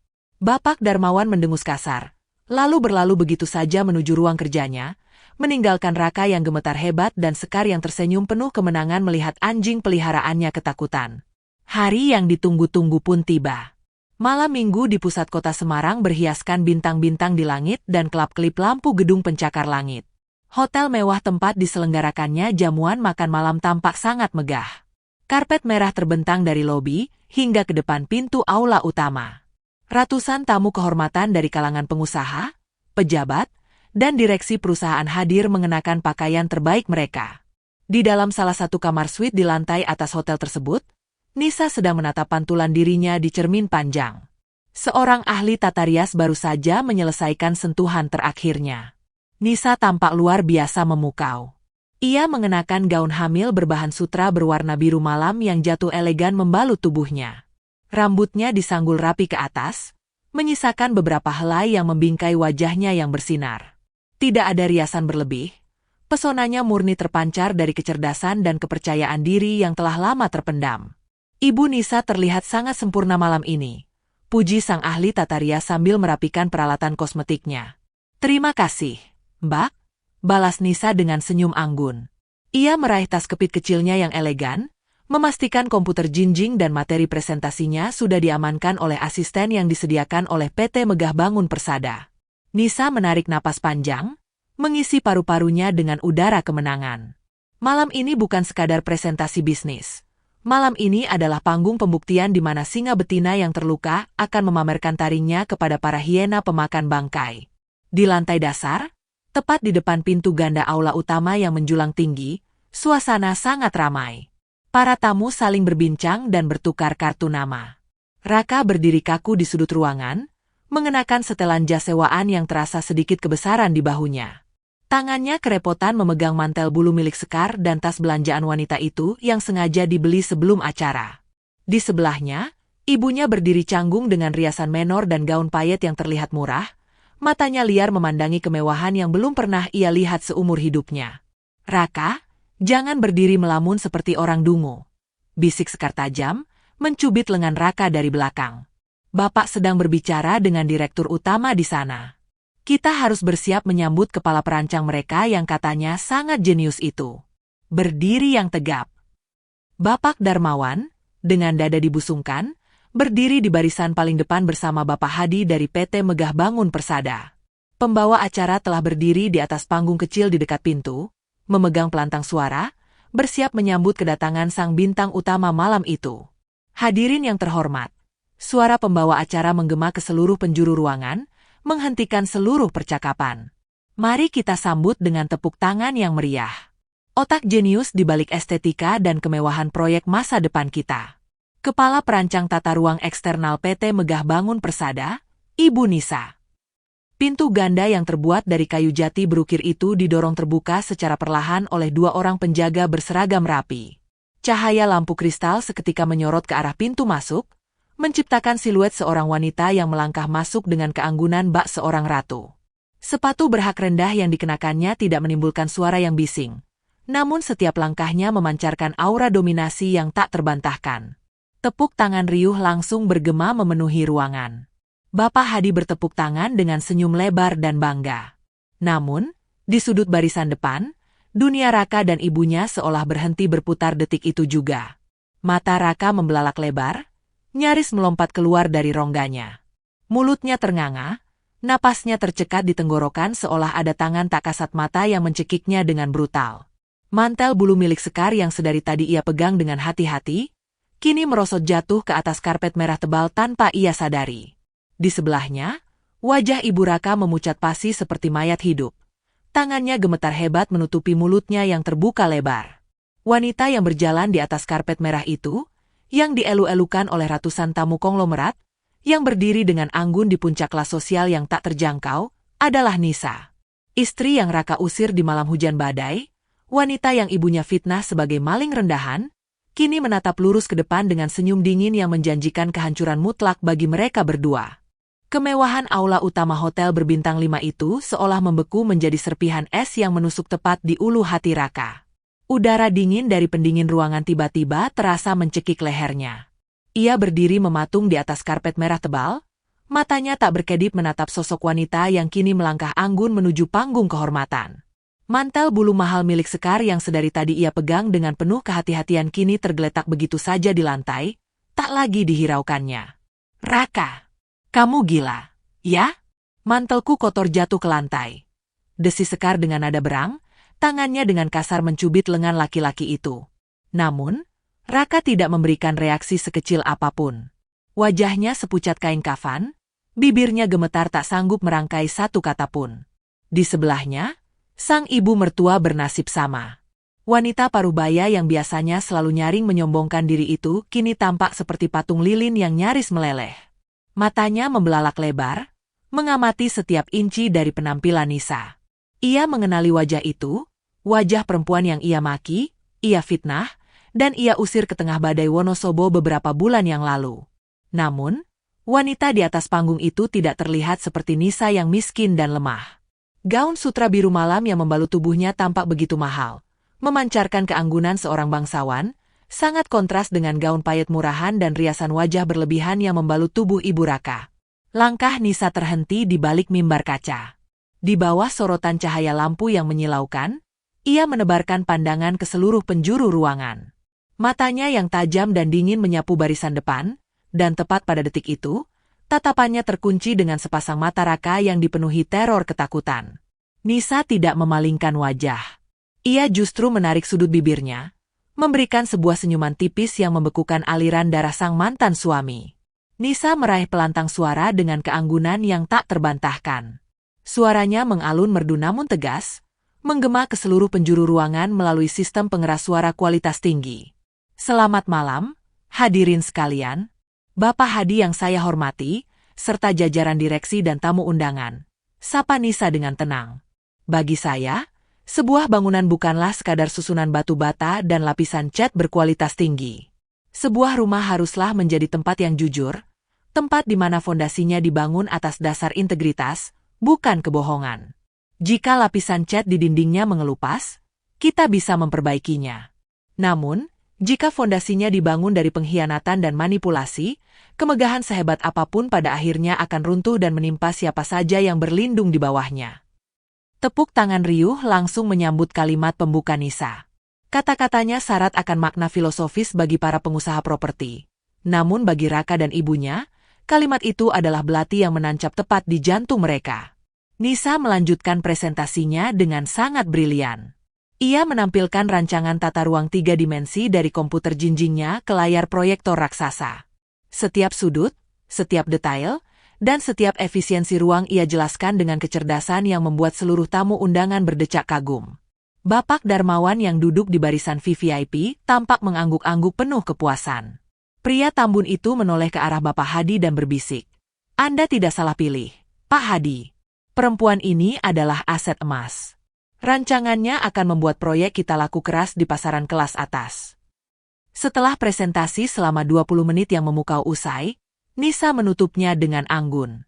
Bapak Hadi selaku Direktur Utama PT Megah Bangun Persada melangkah naik ke atas panggung, mengambil pelantang suara dari tangan Nisa. Luar biasa sekali, Ibu Nisa. Terima kasih atas dedikasi dan visi Anda yang cemerlang.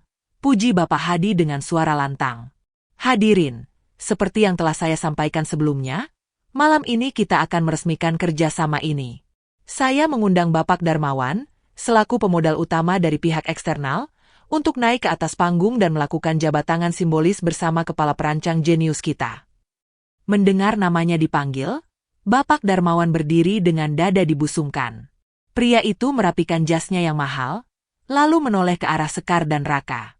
Sekar, Raka, ikut Bapak naik ke atas panggung. Ini saatnya dunia bisnis melihat siapa pewaris kerajaan bisnis Bapak. Kaki Raka terasa seperti dipaku ke lantai. Ia menggelengkan kepalanya pelan, matanya memancarkan keputusasaan yang memohon ampun. Pepak, saya di sini saja. Cicitnya dengan suara parau. Jangan mempermalukanku, Raka. Cepat jalan. Bentak Sekar pelan namun tajam, menarik lengan laki-laki itu dengan paksa. Dengan langkah gontai seperti sapi yang digiring ke tempat jagal, Raka terpaksa mengikuti langkah Bapak Darmawan dan Sekar menaiki anak tangga panggung. Ibu Raka, yang tak mau kehilangan momen untuk tampil di depan petinggi, tanpa diundang ikut mengekor dari belakang dengan wajah pucat pasi yang disembunyikan di balik senyum kaku. Sesampainya di atas panggung, Bapak Darmawan mengulurkan tangannya yang besar ke arah Nisa. Sebuah kehormatan bisa bekerja sama dengan perancang sehebat Anda, Ibu Nisa. Anda memiliki masa depan yang sangat cerah. Nisa menyambut jabatan tangan itu dengan sopan. Terima kasih, Bapak Darmawan. Perkenalkan, ini putri tunggal saya. Sekar, Bapak Darmawan menarik Sekar ke sisinya. Dan di sebelahnya adalah calon suami putri saya, laki-laki yang akan memimpin sebagian aset perusahaan saya. Namanya Raka. Nisa perlahan melepaskan jabatan tangan Bapak Darmawan. Ia menoleh, menatap lurus ke arah Sekar yang memandangnya dengan tatapan merendahkan. Lalu pandangannya beralih pada Raka yang kini menundukkan kepalanya dalam-dalam, tubuhnya bergetar sehebat daun yang diterpa badai. Belum sempat Nisa membuka mulut, sebuah kejadian di luar dugaan terjadi. Kewarasan Ibu Raka yang sejak tadi berada di ujung tanduk akhirnya runtuh oleh keserakahannya sendiri. Melihat Nisa dielu-elukan dan dihormati oleh konglomerat sekelas Bapak Darmawan, sifat parasit wanita itu kembali mengambil alih. Ia melangkah maju dengan tergesa-gesa, menerobos Sekar, dan langsung mencoba memeluk lengan Nisa di hadapan ratusan pasang mata. Nisa! Ya ampun, Nisa anakku! Menantuku yang paling pintar, seru Ibu Raka dengan suara melengking yang menggema di seluruh aula, menciptakan keheningan yang mendadak canggung di antara para hadirin. Wanita itu menoleh ke arah Bapak Darmawan dengan senyum lebar yang dipaksakan. Pak Darmawan, kenalkan, ini Nisa. Dia ini menantu saya, istri sah dari anak saya, Raka. Pernyataan itu bagaikan bom waktu yang meledak di tengah aula. Bisik-bisik langsung berdengung dari ratusan kursi tamu. Bapak Hadi mengerutkan kening, bingung. Bapak Darmawan tertegun, wajahnya perlahan berubah pias sebelum akhirnya memerah menahan amarah. Sekar membelalakan matanya, menatap Raka dan Nisa secara bergantian dengan napas memburu. Istri. Apa maksud ibu? Raka, bukannya kamu bilang istrimu itu perempuan miskin yang sudah kamu buang ke jalanan? Jerit Sekar, lupa akan tata krama jamuan malam formal. Nisa dengan gerakan halus dan dingin menepis tangan Ibu Raka yang menempel di lengannya. Ia memegang pelantang suara yang masih menyala, memastikan seluruh jagat raya mendengar kehancuran mereka malam ini. Maaf, sepertinya ada kesalahpahaman yang sangat besar di sini. Suara Nisa mengalun tenang, membelah keheningan yang mencekam. Matanya menatap tajam ke arah Ibu Raka, lalu beralih kepada Bapak Darmawan. Saya memang pernah menjadi menantu wanita ini. Namun, saya sudah bukan lagi istri dari laki-laki bernama Raka. Nisa mengambil satu langkah maju, auranya mendominasi seluruh panggung. Bapak Darmawan yang terhormat, saya rasa calon menantu Anda belum menceritakan fakta yang sesungguhnya. Laki-laki pengecut yang berdiri gemetar di sebelah putri Anda ini adalah laki-laki yang rela membuang istrinya yang sedang hamil ke tengah jalanan Wonosobo yang dilanda hujan badai. Laki-laki ini, bersama ibunya, merekayasa fitnah pencurian emas 15 gram hanya untuk mengusir saya tanpa kehilangan muka. Nisa, tolong, hentikan. Raka merintih, air matanya mulai menetes, tangannya menangkup memohon ampun. Namun Nisa tidak mempedulikannya. Dan tahukah Anda mengapa mereka melakukan semua itu? Lanjut Nisa, suaranya kini naik satu oktav, menggema dengan kekuatan yang menyayat hati nurani siapapun yang mendengarnya. Mereka membuang saya agar Raka bisa menjual harga dirinya kepada keluarga Anda, Bapak Darmawan. Semua itu demi melunasi utang dari kegagalan berjudi daring sebesar 3 miliar rupiah yang menumpuk di lintah darat. Lintah darat itu, rupanya, adalah Anda sendiri. Aula utama itu seketika dilanda badai keheningan yang mematikan. Jajaran direksi PT Megah Bangun Persada saling berpandangan dengan raut wajah terkejut bercampur ngeri. Bapak Hadi, sang direktur utama, menatap Bapak Darmawan dengan tatapan tak percaya, menyadari bahwa dana triliunan yang akan disuntikan ke perusahaannya ternyata adalah uang haram dari bisnis lintah darat berkedok investasi. Pak Hadi, Nisa menoleh ke arah atasannya dengan penuh wibawa. Sebagai perancang utama Anda, Saya memiliki prinsip yang tidak bisa ditawar. Saya menolak untuk merancang 1 sentimeter pun bangunan yang fondasinya akan dibiayai oleh uang kotor hasil memeras darah orang-orang yang putus asa. Integritas saya, dan saya yakin integritas PT Megah Bangun Persada, jauh lebih berharga daripada investasi triliunan rupiah dari seorang rentenir. Wajah Bapak Darmawan kini merah padam hingga ke telinga. Urat-urat di lehernya menonjol, kemarahannya meledak hingga ke ubun-ubun. Rahasia kotor bisnisnya terbongkar telak di hadapan para pejabat dan relasi bisnis kelas atas. Kehormatannya hancur berkeping-keping. Dengan gerakan kilat, Bapak Darmawan berbalik. Tangan besarnya melayang di udara dan, plak! Sebuah tamparan keras mendarat telak di wajah Raka. Bunyinya begitu nyaring hingga membuat beberapa tamu wanita menjerit tertahan. Tubuh Raka terhuyung ke belakang dan ambruk ke atas lantai panggung. Sudut bibirnya robek dan mengalirkan darah segar. Bedebah tengik. Anjing tidak tahu diuntung. Raung Bapak Darmawan, kehilangan seluruh wibawanya. Kamu menipuku. Kamu bilang urusanmu dengan mantan istrimu sudah selesai dan bersih. Kamu membuatku menjadi bahan tertawaan di depan dewan direksi. Sekar yang dipenuhi rasa malu dan jijik mendekati Raka yang tersungkur. Tanpa ragu, janda kaya itu meludah tepat di depan wajah Raka. Pernikahan kita batal. Dan utang 3 miliarmu, akan bapakku tagih malam ini juga. Pengawal. Seret laki-laki sampah ini dan ibunya keluar dari sini. 2 orang pengawal bertubuh raksasa langsung melompat ke atas panggung. Ibu Raka menjerit histeris saat salah satu pengawal mencengkram kerahnya, menyeretnya tanpa ampun hingga gaun payetnya robek di beberapa bagian. Sementara itu, Raka dengan sisa-sisa tenaga dan wajah berlumuran darah, merangkak maju menghampiri kaki Nisa. Laki-laki yang dulu begitu angkuh itu kini menangis terseduh-seduh, mencengkeram ujung gaun sutra Nisa dengan tangan gemetar. Nisa, maafkan aku. Nisa, tolong aku, mereka akan membunuhku. Tolong bilang pada mereka kalau kamu mau kembali padaku. Rengek Raka putus asa, mengiba layaknya seekor cacing tanah yang terinjak.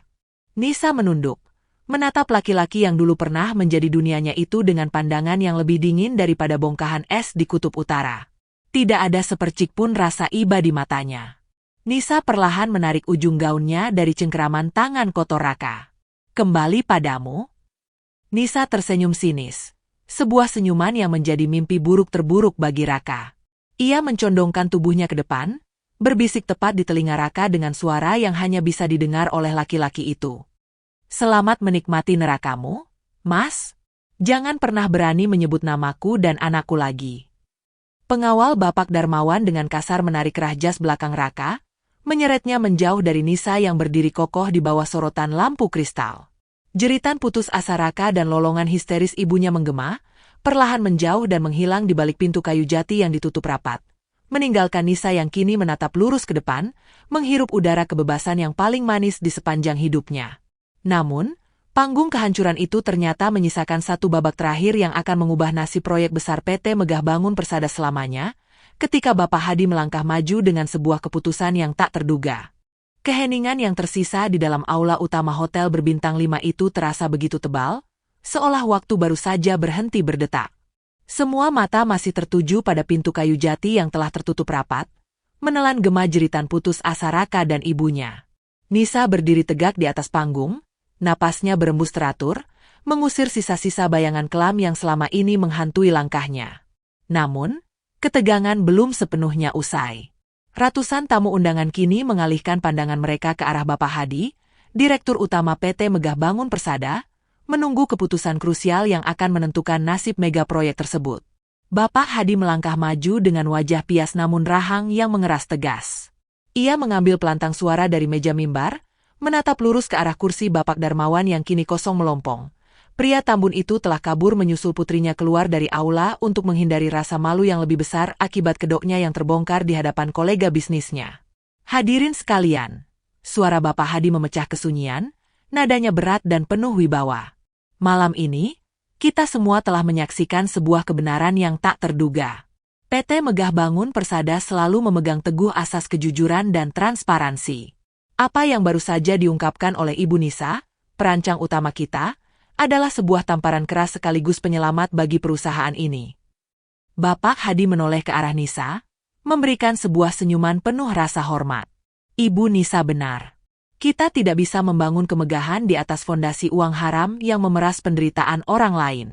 Dengan ini, saya selaku Direktur Utama, secara resmi membatalkan seluruh rencana penandatanganan nota kesepahaman dengan pihak Bapak Darmawan. Kita akan mencari pemodal lain yang memiliki rekam jejak bersih, meskipun itu berarti kita harus memulai dari awal. Saya lebih memilih proyek ini tertunda, daripada perusahaan kita terseret ke dalam pusaran pencucian uang lintah darat. Pernyataan berani itu sempat memancing helaan napas terkejut. Namun sedetik kemudian, tepuk tangan riuh dan sorak-sorai kekaguman meledak dari para dewan direksi dan tamu undangan. Mereka berdiri memberikan penghormatan, bukan hanya kepada Bapak Hadi, tetapi juga kepada Nisa yang telah menunjukkan keberanian luar biasa. Malam itu, Nisa tidak hanya membebaskan dirinya dari masa lalu yang busuk, tetapi ia juga menyelamatkan ribuan pekerja dan citra sebuah perusahaan raksasa dari jurang kehancuran. Waktu bergulir bagaikan aliran sungai yang tak pernah sudi menengok ke belakang. 2 tahun telah berlalu sejak malam bersejarah di Semarang tersebut. Udara pagi di dataran tinggi Wonosobo terasa sangat menyejukkan. Nisa berdiri di balkon lantai 2 rumah pribadinya yang megah, menghirup aroma embun yang membasahi dedaunan cemara. Rumah ini adalah mahakarya pertamanya yang ia bangun dengan tangannya sendiri, hasil dari kesuksesan proyek perumahan elit yang akhirnya mendapat suntikan dana triliunan rupiah dari sebuah konsorsium investor bersih asal luar negeri. Dinding rumah ini dilapisi cat berkualitas premium berwarna putih mutiara, memantulkan cahaya matahari pagi dengan sempurna tanpa ada satupun goresan atau bagian yang mengelupas. Di pelukannya, seorang balita laki-laki berusia 1,5 tahun tertawa riang, tangan kecilnya berusaha menggapai sinar matahari yang menerobos dari sela-sela ranting pohon. Nisa mencium pipi gembil putranya, merasakan kehangatan kasih sayang murni yang mengalir di setiap embusan napasnya. Ia menamai anak itu Satria, dengan harapan kelak putranya akan tumbuh menjadi pelindung yang tangguh dan memiliki kehormatan setajam pedang. Satria, ayo turun, nak. Nenek sudah membuatkan bubur ayam kesukaanmu. Sebuah suara lembut menyapa dari arah pintu kaca geser. Nisa menoleh dan tersenyum lebar. Ibunya berdiri di sana, mengenakan pakaian sutra yang elegan, wajahnya memancarkan kedamaian yang tak terlukiskan. Sejak proses perceraiannya resmi dikabulkan oleh pengadilan dengan putusan yang memutus secara mutlak segala hak Raka atas harta maupun hak asuh anak mereka, Nisa langsung menjemput sang ibu dari desa untuk tinggal bersamanya. Wanita parubaya yang dulu harus membanting tulang di ladang itu kini bisa menikmati masa tuanya layaknya seorang ratu, dirawat dan dimanjakan oleh kesuksesan putri tunggalnya. Iya, ibu, ini Satria dari tadi asyik melihat burung merpati. Sahut Nisa seraya berjalan masuk ke dalam ruang keluarga yang harum, menyerahkan Satria ke dalam pelukan hangat neneknya. Sembari menemani sang ibu menyuapi cucunya, Nisa duduk di sofa bludru, meraih gawai di atas meja untuk memeriksa surel pekerjaan. Namun, di antara deretan pesan dari klien, ada satu pesan dari Mas Danang yang memancing perhatiannya. Mas Danang, kerabat Raka yang dulu menolong Nisa membongkar kebenaran, sesekali masih memberikan kabar mengenai kondisi keluarga mantan suaminya tersebut. Nisa membaca pesan itu bukan karena ia peduli, melainkan sekadar untuk memastikan bahwa keadilan Tuhan tidak pernah salah menetapkan tujuannya. Nisa membuka kotak masuk tersebut, membaca rentetan kalimat panjang yang mengonfirmasi bahwa roda karma telah melindas masa lalunya hingga tak bersisa. Setelah malam kehancuran di hotel itu, hidup Raka langsung berubah menjadi neraka jahanam. Bapak Darmawan sama sekali tidak main-main dengan ancamannya. Para pengawal lintah darat itu memburu Raka tanpa ampun, menyita paksa semua aset yang tersisa, membekukan rekeningnya, bahkan merampas barang-barang yang menempel di tubuhnya. Demi menyelamatkan nyawanya dari siksaan fisik para penagih utang, Raka yang kalap mengambil jalan pintas yang sangat bodoh. Laki-laki pengecut itu merancang penipuan berkedok investasi bodong berskala besar, menipu puluhan orang tak bersalah di berbagai kota dengan harapan semu bisa mengumpulkan 3 miliar rupiah dalam waktu sekejap. Tentu saja, kejahatan cerobohnya dengan cepat tercium oleh pihak berwajib. Raka ditangkap dalam sebuah penggerebekan di tempat persembunyian kumuhnya. Sebelum polisi tiba, ia sempat dihakimi oleh massa yang menjadi korbannya, hingga wajah tampan yang dulu selalu ia gunakan untuk menipu wanita hancur lebam tak berbentuk. Di pengadilan, hakim menjatuhkan vonis 12 tahun penjara untuk Raka atas pasal penipuan berlapis.